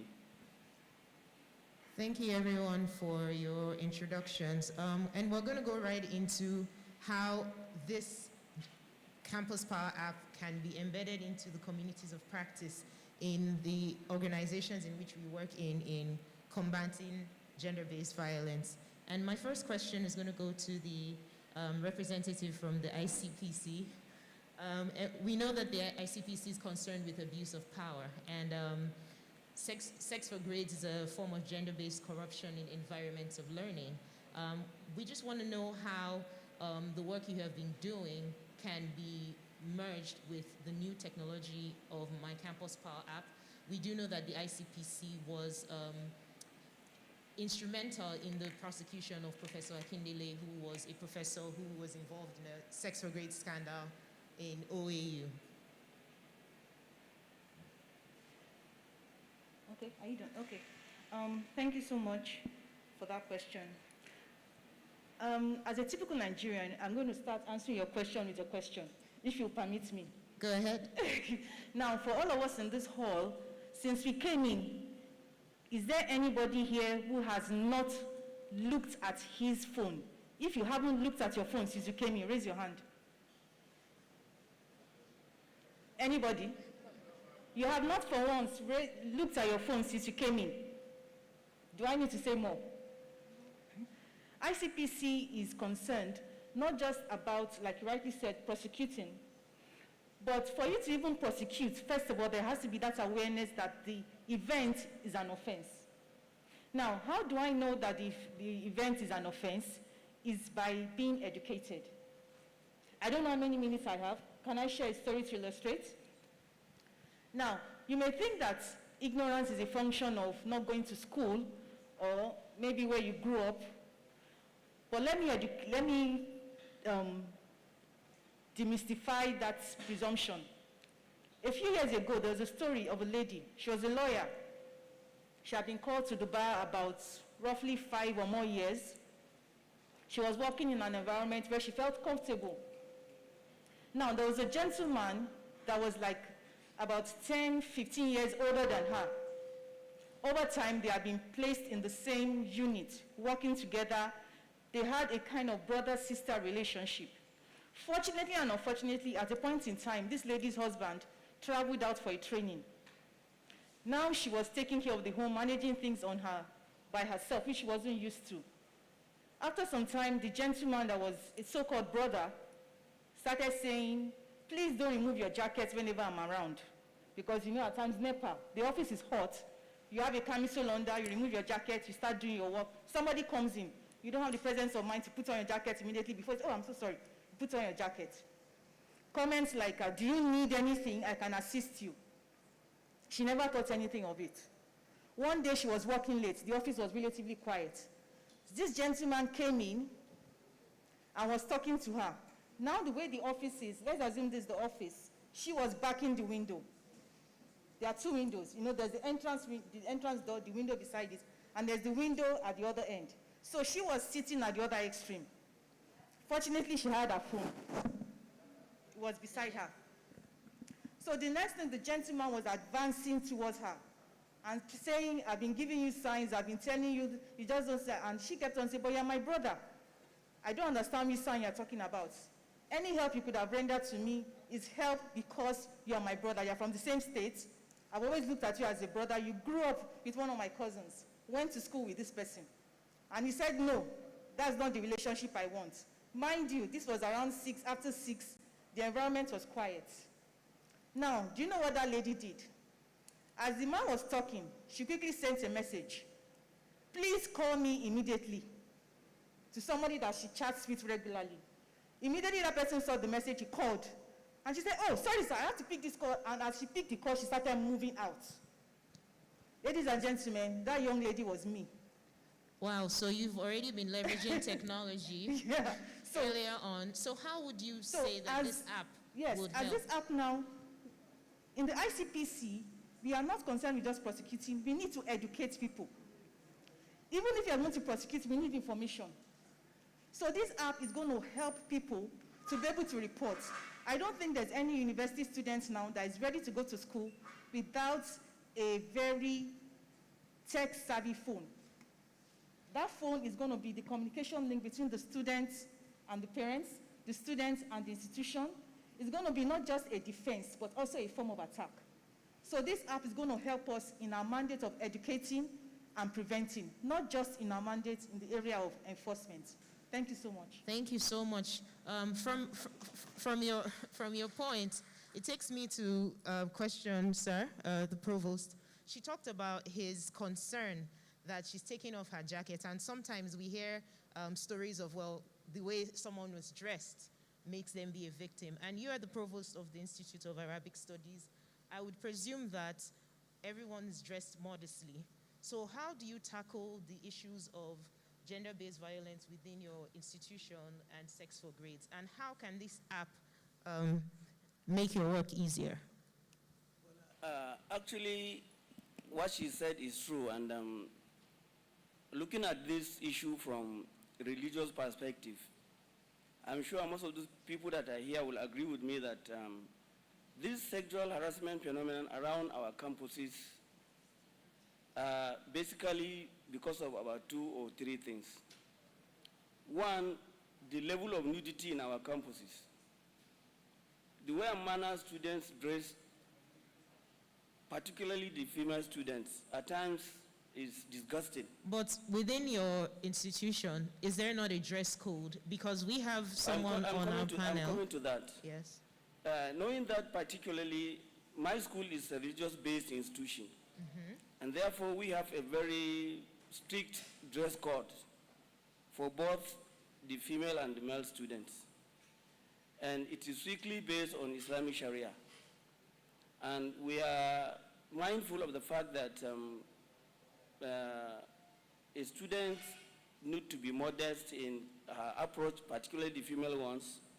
And because of that, we make sure our students dress modestly, whether we are Christian or we are Muslim, because we have conventional courses that we admit Christian students as well.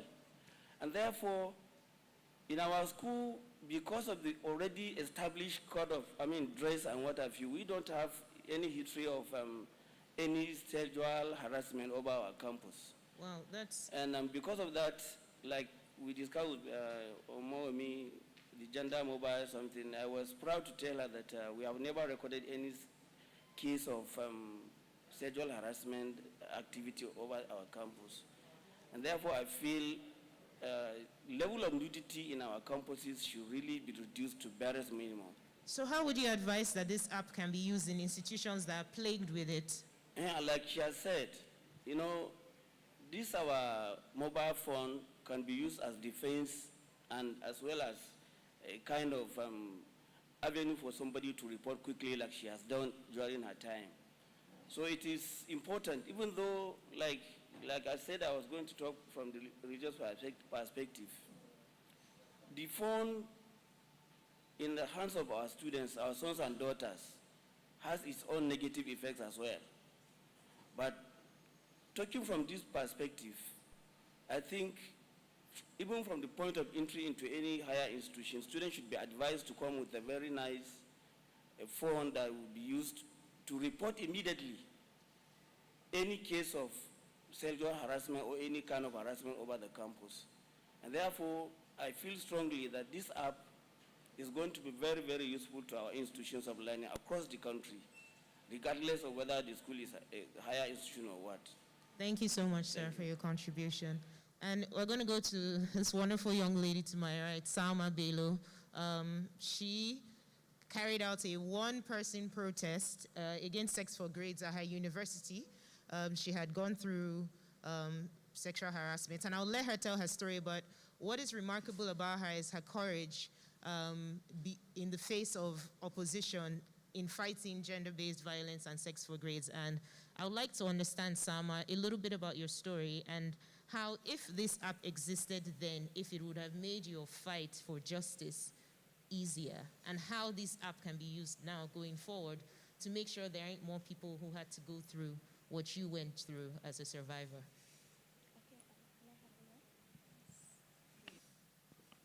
Hello? I want to talk to the panelists first, the man there. You said something about dressing. Okay, the first time my lecturer touched me, I was fully dressed in hijab.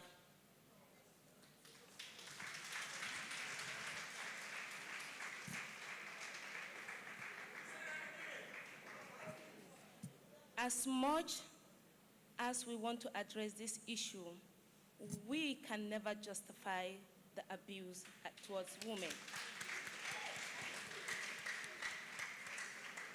We understand that there should be a dress code, we should dress decently, but we all are not the same. You can't force everybody to dress the same way.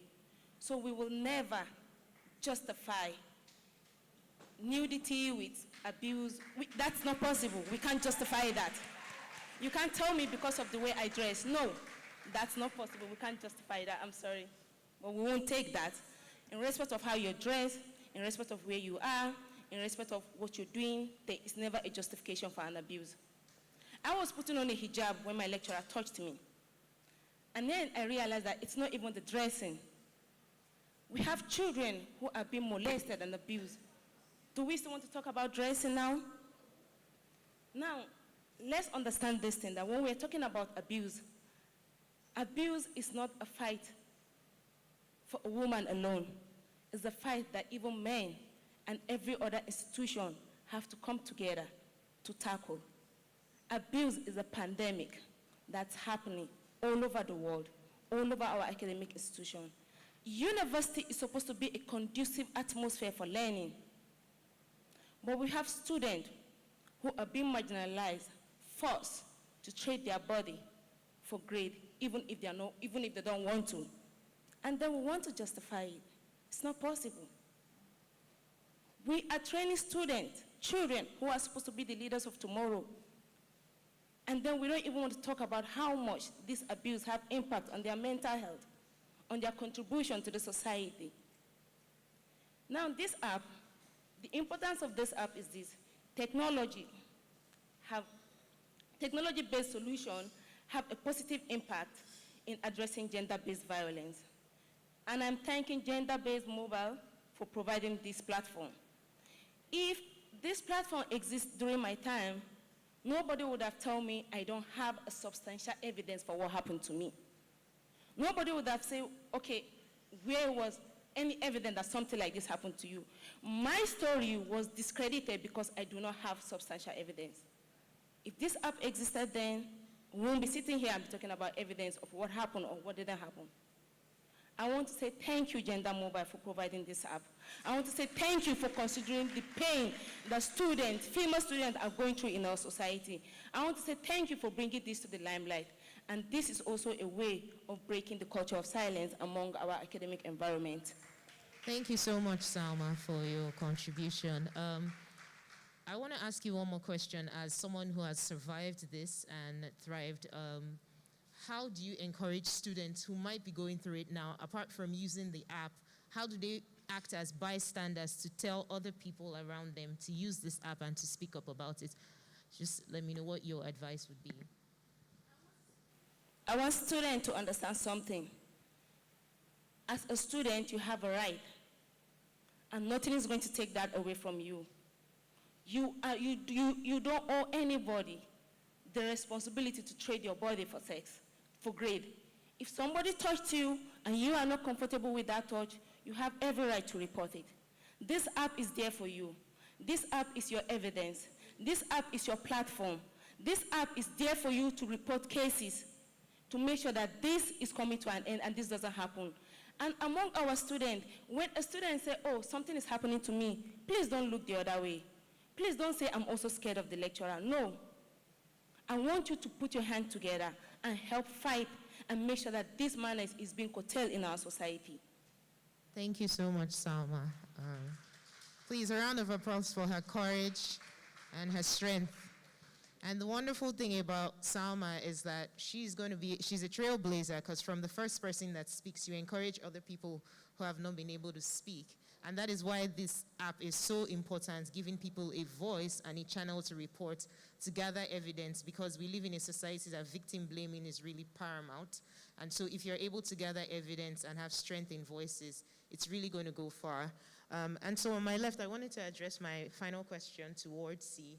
I know as a research and development agency in matters relating to women, how can we create an ecosystem within the community of practice and collaborate to make sure the use of technology is really put at the forefront of this fight to end gender-based violence and specifically sex for grades? Thank you very much. I would say that this app is very timely. What is currently working with the support of OSIWA on a research work on sexual and gender-based violence in tertiary institutions, and we are looking at having an advocacy strategy tool, which helps making all our efforts, the efforts we're putting together and ensuring that the, sexual and gender-based violence is no longer happening in our institutions. The efforts are more effective. And this app is very, very important because as non-governmental organizations, one organization cannot do it alone. So if, for example, what is working with 6 institutions, and we know that, okay, there's tools that are needed to ensure that all of these things are going right within the institution. During our course of advocacy visits to institutions, you find lecturers say that, school management would say that, okay, there's a gender guidance and counseling unit in the institution, there's a gender unit in the institution, but there is still this fact that a lot of students do not even want to go to those places to report these cases because they are not comfortable reporting to the people that are there. So this app is timely. It can help students, make a quick report and get someone to attend to them. Also for one of our projects, ROLAC, it's a ROLAC project, we are thinking of having a safe space within the institution. So how would the Gender Mobile app, because there is a safe space within the app, and how would you incorporate this technology within the spaces you're already working instead of recreating the same efforts? How can we make this practice within the ecosystem? Yes, okay, for the safe space that we're planning to have within the institution, like I said, a lot of institutions are saying, oh, there's a gender unit already, there's a guidance and counseling unit already, but there is still the fact that students are not reporting. So this mobile app would enable students to be able to see that space as a safe space because there's going to be a psychosocial support for them. You need to talk to somebody. So it's a safe space where you can easily report these cases to, which means that by the time we go to schools to continue our work with the institution, it is important to also introduce the campus app to them for them to be able to use it frequently. Thank you so much. It's always a great pleasure and privilege to find people committed to the same goal. We're all here because we're interested in ending gender inequality. We're interested in ending sex for grades. And I really, really want to commend Omomi Ogurotimi, the Executive Director of Gender Mobile, for her courage, her inspiration, and for her ability to bring everyone together to say, we need to end this and we're all going to work together. Thank you so much for your attention. Good afternoon.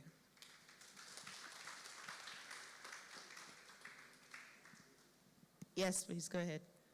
Let me make a clarification here. You see, we are talking about sexual harassment on our campuses across Nigeria. I decided to talk about the dress code or the mode of our female students dressing simply because this is the subject of discussion here. But when you look at the issues of rape generally, you find people that are mad, obsessed, very inhuman people that can even go to the extent of raping a 6-month-old, 3-month-old. So the question is not just dressing alone on the campus, but it is one of the most important factors that lead to a kind of conflicts between the male and the female students on our campuses.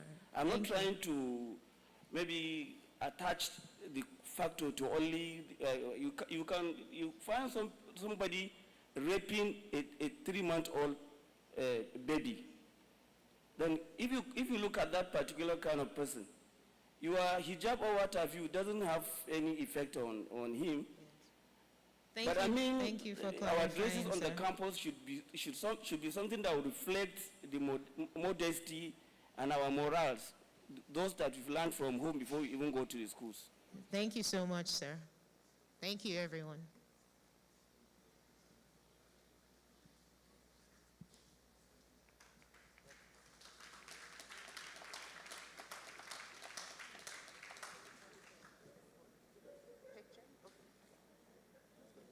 I want to take a picture.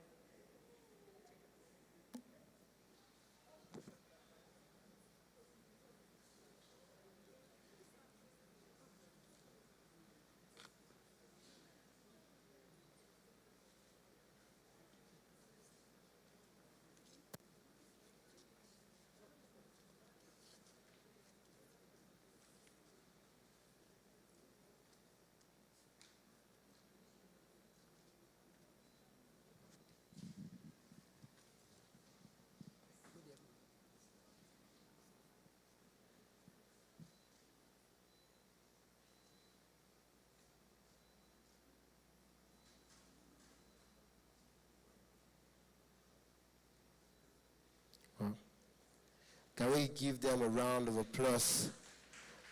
Thank you very much.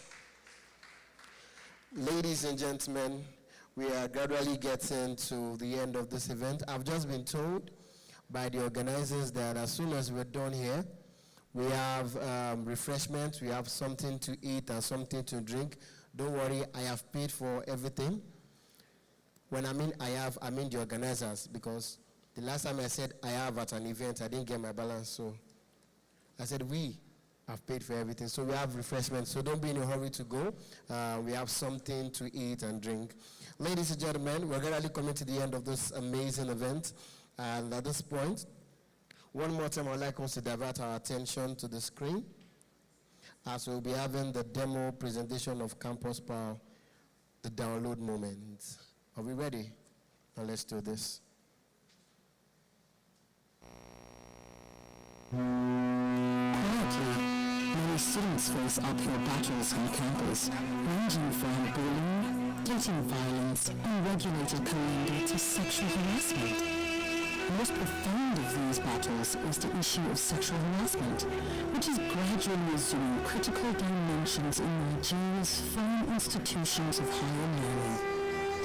More profound is the lack of definitional clarity, which accounts for the inability of persons to identify acts of sexual harassment as one.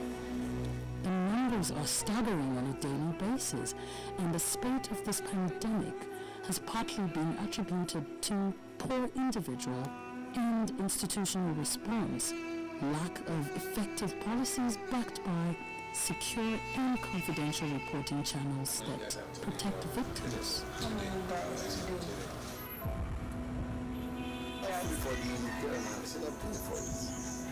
Pay for it with When somebody is trying to pressurize you for sex in exchange for marks, it is a criminal. Sex for Grades, a documentary released by the BBC, went viral in October of 2019, and social media went on a rampage.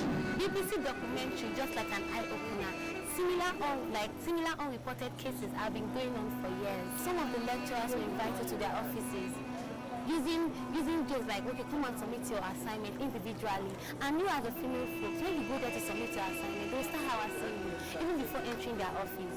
In my faculty, the issue of sex for grade is becoming very rampant, whereby lecturers with their colleagues ask students to have sexual intercourse with them. Otherwise, they are going to fail them as long as they remain in the faculty. In April of 2018, there was an audio conversation between a man and a lady, which was sensationally trending on social media because of its explicit tone. Hello, sir. Yes. Which one is yes again? Yes, Which one is yes again? Yes, you said something. It was because I was close to my boyfriend. I couldn't say anything. You said that Because what? I was close to my boyfriend yesterday. He was there, so I didn't want him to hear anything. You said you submitted it. This recording was said to be a conversation between Professor Richard Akindele of the Obafemi Awolowo University and Ms. Monica Osage, a student of the professor. Should I come by 5? If you not come and be asking me this stupid question. It's not a stupid question. But why did you tell me you are doing it? Why did you tell me? I was really doing my period that day. I swear to God, Professor Akindele, I was doing my period. Stop mentioning my name. Sorry. I was really doing my period, sir.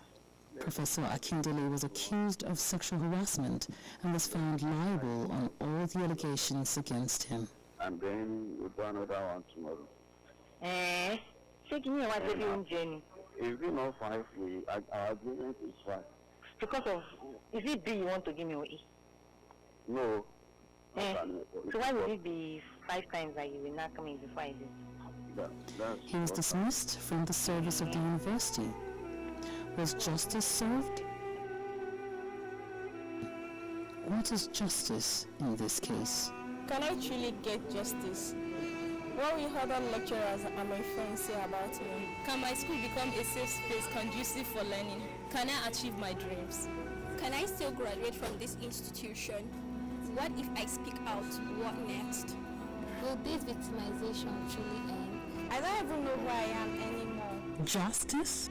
Shortly after the BBC Sex for Grades video was released capturing clips of some sex predators in the University of Lagos and University of Ghana, it was revealed that the journalist Kiki Mordi received death threats. I'm in the company of the staff at BBC and they've been taking really good care of me. We are happy that the security of Kiki Mordi is guaranteed, and we applaud her courage, resilience, and contribution in curbing this social menace.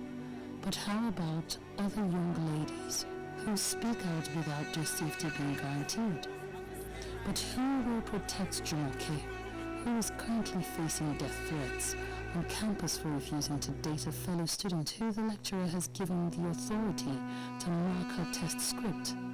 Who will secure Adesua, a 19-year-old student living in the suburbs of Benin, constantly threatened by the admissions officer in the school where she is hoping to pursue further studies?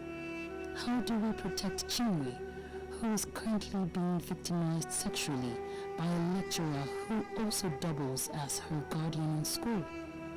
What will happen to Aisha's education after speaking out against a lecturer who assaulted her? I couldn't talk. My life was threatened. My education, my career, and my future is at stake. I'm going through a difficult phase in my life. This is actually the 3rd institution I'm enrolling due to similar experiences with lecturers. I'm not the only one passing through this, but I'm bold enough to speak out. So what then is the fate of those who are not able to come out and speak for themselves? Should we now go back to our houses and be deprived of education? No, I feel this is a platform to come out and express ourselves. I stand against sexual harassment against female students in institutions. Sometime in October of 2019, a lady who was an ex-student of Ahmadu Bello University tweeted that a former staff of the university, Mr. Umar, who was employed by the Kaduna State University, KASU, at the time of this report, had sexually harassed her when he was a staff at ABU. This young lady alleged that Mr. Umar was sacked by ABU for sexual misconduct and was later employed by KASU. Luckily, in this case, Governor Nasir Ahmed El-Rufai responded that the accused lecturer and 15 others dismissed by ABU will be prosecuted by the Attorney General of Kaduna State. Some of these lecturers think they are unstoppable, unquestionable, and unanswerable to anyone. Like, seriously, because they actually feel they are too big for students to talk to or to anyone to ask them questions, and then they just do anything they feel like doing out of their own will and not considering it if it's even going to affect us or not. Back then in school, I had encounters with so many students, female friends, who had certain issues and problems with some lecturers in the institution. These students were not bold enough to air their voices, and their voices were not heard because of the fear of being victimized at some point. I think there's every need for our institutions, our university system, to provide an avenue whereby students will be able to voice out their challenges, most especially ladies, because they are vulnerable people. So I think our institutions need to work on policy making, stringent policies that will enable students to be able to talk to someone about the challenges they are going through. Beyond policies, I believe these policies should be followed and implemented, because it's one thing to make a policy and it's another thing for it to be implemented. And more so, apart from female students being faced by such challenge, male students too go through a lot, of which most of them will not be able to come out and air their voices, because no one will want to listen to them or no one wants to hear them out. I think the case of sexual harassment concerns everybody.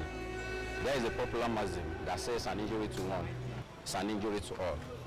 It's not all about gender, it's all about people, it's all about humanity. We shouldn't be waiting on government, we shouldn't be waiting on anybody to come to our aid. The best thing we can do is to come collectively, individually, and speak out whenever we see one.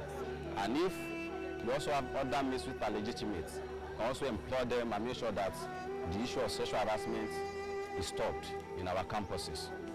Thank you. To nip sexual harassment in the bud, we all have a role to play. I have a role, the government has a role, regulatory agencies have a role. Every member of this community has a role to play towards making our tertiary institutions a safe haven for learning. What will your role be?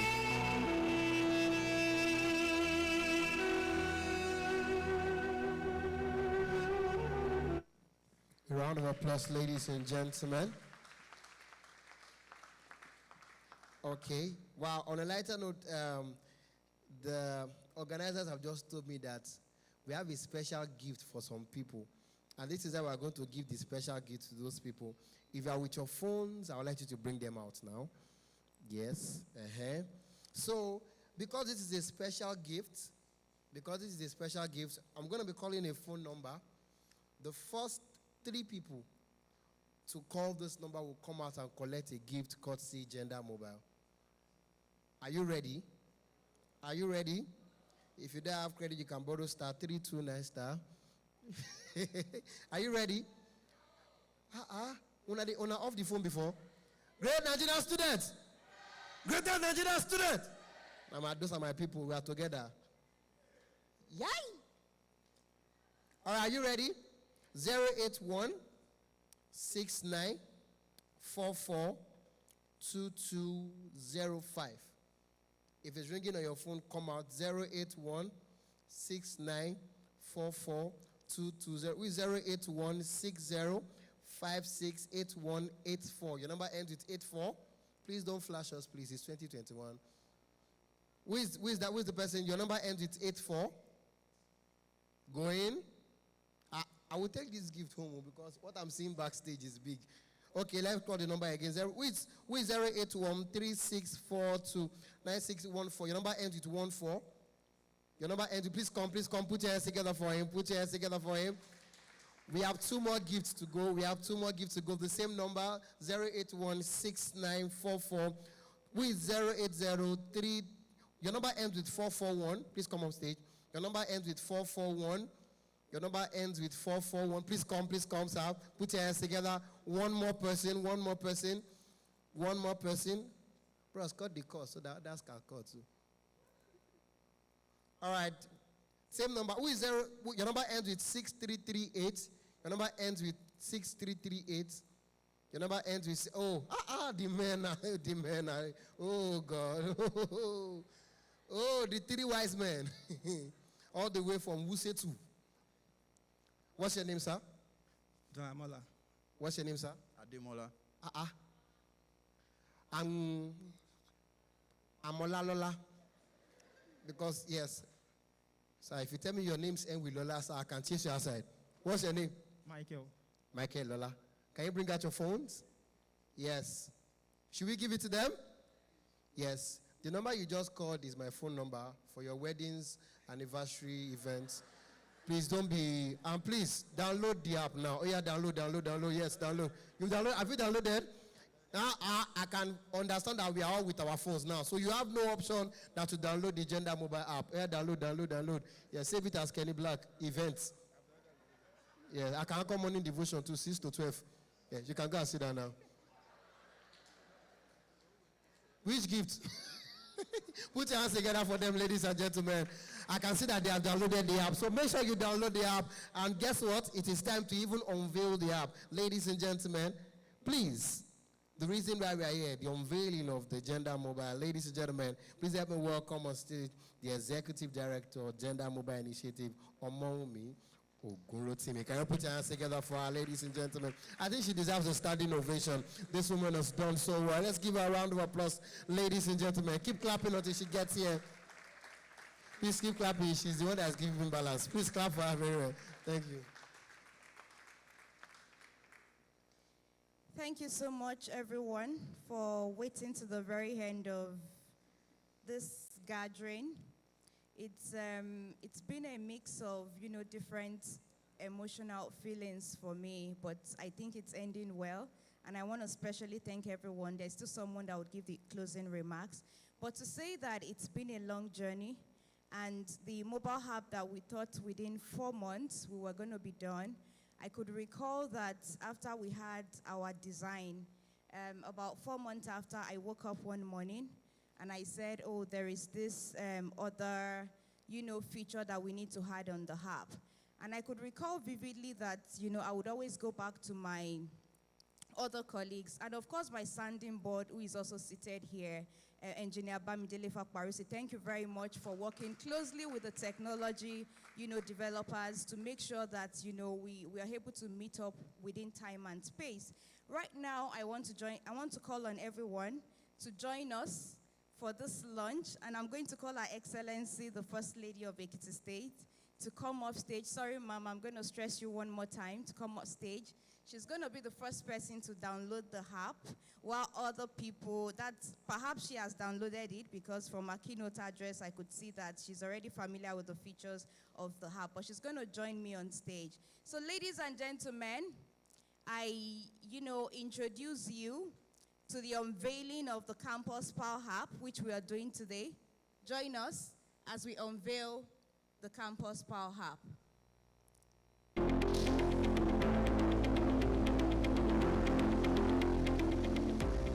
Campus PAL mobile application is a feature-rich platform with confidentiality-driven reporting, reported case tracking, safe space that supports proactive bystander intervention, information escrow, access learning center to learn about policies, case appeal and onboarding information function. Features: report a case, safe space, access learning center, campus forum, matching folder, campus map, polls, events.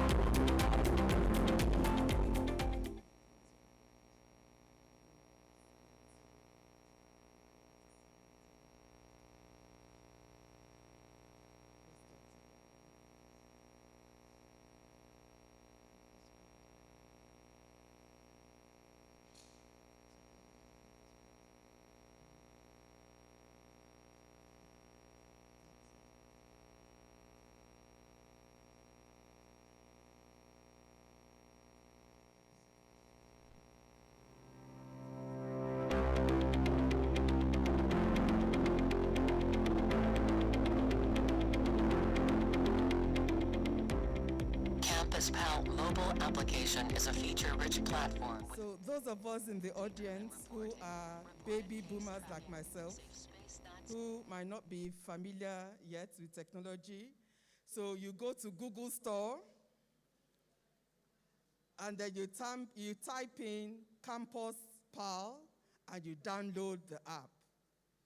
And for those of you who have already done so, well done.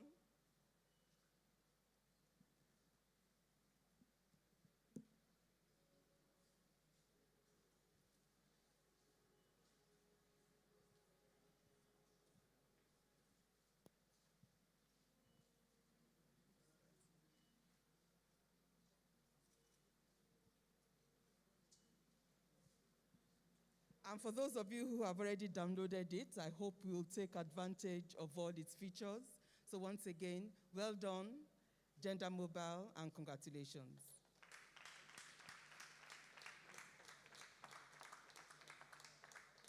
So please, those on the bucket chairs can please step forward so that we can have a photo. And then I'll call on the Gender Mobile team so that after this, so that we can all have a photo.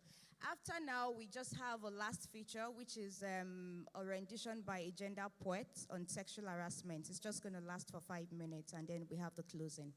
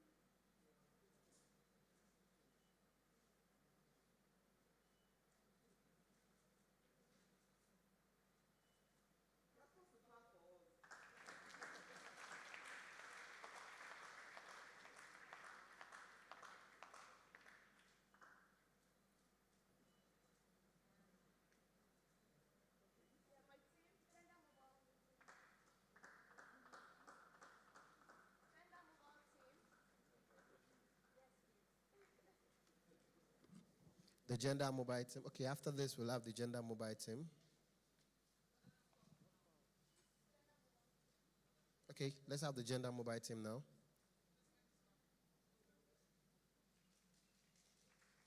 Let's give them a round of applause, ladies and gentlemen.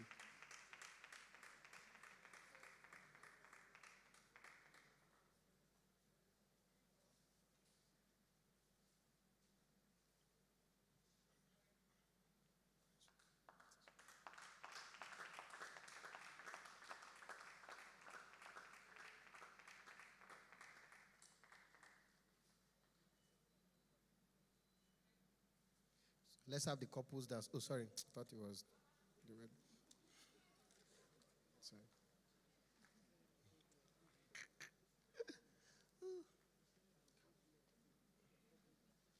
All right, ladies and gentlemen, the last agenda for the day is spoken words. Now, there's something about spoken words. You need to pay attention to every word. And as soon as the word hits you, you can just, snap and just enjoy this performance by a gender poet. She's going to be speaking to us. Please, she will need your 100% cooperation and attention to be able to flow. Please help me welcome on stage Khadija Bashir for the spoken words. Can we put our hands together for? Keep clapping, ladies and gentlemen. Khadija. Like I said, pay attention and trust me, you will understand and enjoy. Thank you. Good afternoon, ladies and gentlemen, Your Excellency. My name is Khadija Bashir, and I'll be performing the poem, Campus Pal, which is the main reason why we are all here today. Where words fail, colors and strokes convey. So let me paint you a picture of a girl who was offered grades for sex. She either gives the sex for grades or face expulsion. A word after a word after a word is power. So let me share with you a touching tale of a girl in jeopardy, groped on her breast and tapped on her buttocks as she scurries away like a rabbit sensing danger, with unending catcalls warning her that there's no place to hide. Poetry is to name the unnameable, to point out frauds, to start arguments, to take sides, to shape the world and to stop it from going to sleep. So let me give you the near vital truth and history of the negative interactions between boys and girls, men and women. The concept that involves an aggression against another person's body or psyche using sex as a weapon, which occurs in diverse places, such as home, workplaces, and schools. When you gain kind of knowledge of her without her consent, when you offer her grades for sex, when you touch or grope her in spite of her protestation, and even when you sexualize her with your compliments, you are guilty of sexual harassment. The feeling of fear one experiences when encountering catcalls and wanton touchings of the sensitive parts of the body, threats to either accept sex for grades or face expulsion, is where sexual harassment or rape begins to evolve. The ivory towers of yesteryears have suddenly become centers for sexual harassments today. For in the 70s and 80s, academic merit was the order of the day. But since the 90s, merit has been thrown to the dogs, with sex predators roving in search of praise, helpless praise, whose scream for help has been silenced or ignored by an insensitive lot. Save In, for Gender Mobile Initiative in alliance with Ford Foundation, breaking every sweat to create safe spaces in our tertiary institutions today, where students can walk with their heads held high, knowing that they have the support and protection they need. The alliance is birthed to PAL, the campus PAL that is here for you. To keep your report and information confidential, Campus PAL is a safe space, providing students with the support they need and educating them on how sexual harassment evolves. So here's a toast to Campus PAL, the students' most trusted ally. Thank you.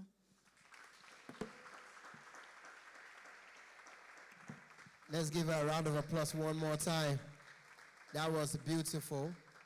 So, that was how one guy came to Lagos and said he's a poet. We gave him the mic. The next thing we heard was, I see snake. I said, go out your house and go and see the snake. But that was a beautiful one. Thank you very much, ma'am. Thank you so much.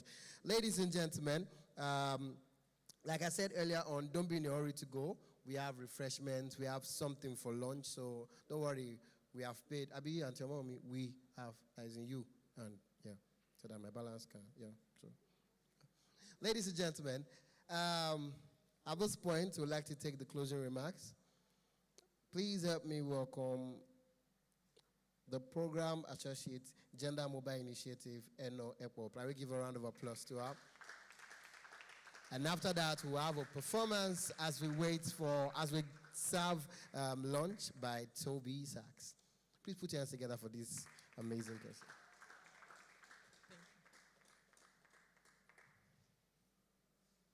Good afternoon. Her Excellency, Mrs. B.C. Adeleye Afayemi, First Lady of Ekiti State, Ms. Funke Barua, Development Partners, Tertiary Education Regulatory Agencies, tertiary education institutions across Nigeria, civil society organizations, media partners, student leaders, and our students from across Nigeria join us virtually and here in person, our campus present, and everyone else joining virtually as well, ladies and gentlemen. On behalf of the management team and staff of Gender Mobile Initiative, I wish to express our gratitude to everyone for taking out time out of your busy schedules, including those that traveled in from joining us for the official launch of the Campus PAL mobile platform for sexual harassment prevention in tertiary education. As an organization, we anticipate that Campus PAL takes us a step closer to breaking the culture of silence that has endured for far too long around sexual abuse and ensuring accountability systems in Nigeria's institutions and higher educations of learning. Our deep gratitude goes to our panelists for their submissions and elaborations on institutional efforts in fighting the several variants of gender-based violence in tertiary education institutions. Their vivid submissions highlight the need for sustained strategies and approaches that complement and reinforce one another to nip sexual harassment in the bud. Allow me to also use this opportunity to appreciate the Gender Mobile team under the brilliant leadership of our Executive Director, Barrister Omowomi Ogunrotimi, in working towards a successful launch event. To our donor partner, the Ford Foundation, Other partner institutions and organizations, we appreciate your confidence to work with us towards ensuring that our environments of learning are safe, thereby improving educational outcomes. There is still more work to be done in strengthening institutional mechanisms to eliminate the spate of sexual and gender-based violence across environments of Nigeria, and in particular, our tertiary education institutions. We believe that the adoption of the Future Rich Campus PAL mobile platform is an innovative approach to leveraging technology to prevent and respond to issues of sexual harassment prevalent in Nigerian higher institutions. We encourage members of the campus community, students and administrative members alike to engage on the Campus PAL platform for confidentiality-driven case reporting, case tracking, support community and safe space conversations, information escrow, access learning center to learn about policies, case appeal, and onboarding of information. I thank you all, and we look forward to more meaningful collaborations with relevant stakeholders for the advancement of the SDG 4 and 5. Thank you, and God bless. Thank you.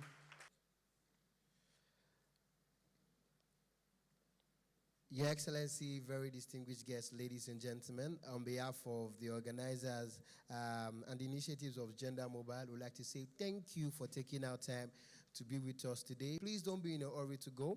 We're setting the table for lunch, but as we do that, we'll be having a fantastic performance from Toby Sachs as we set the table for lunch.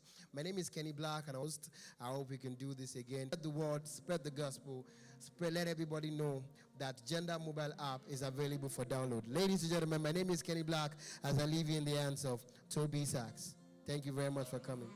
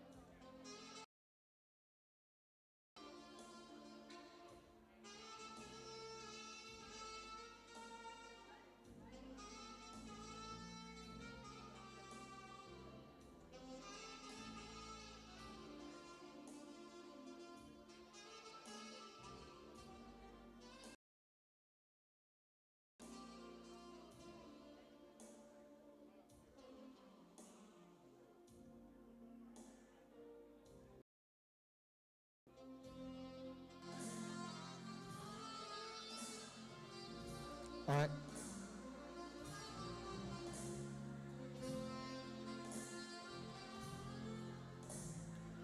All right, security check. Make sure you are with your valuables, your phones, your handbags, your wallet is close to you. Please make sure you don't leave any of your properties behind. Make sure that your phones are with you, your bags, your wallet, your valuables are with you. Thank you very much. Please keep them safe as they will not be responsible for any loss of item. Thank you.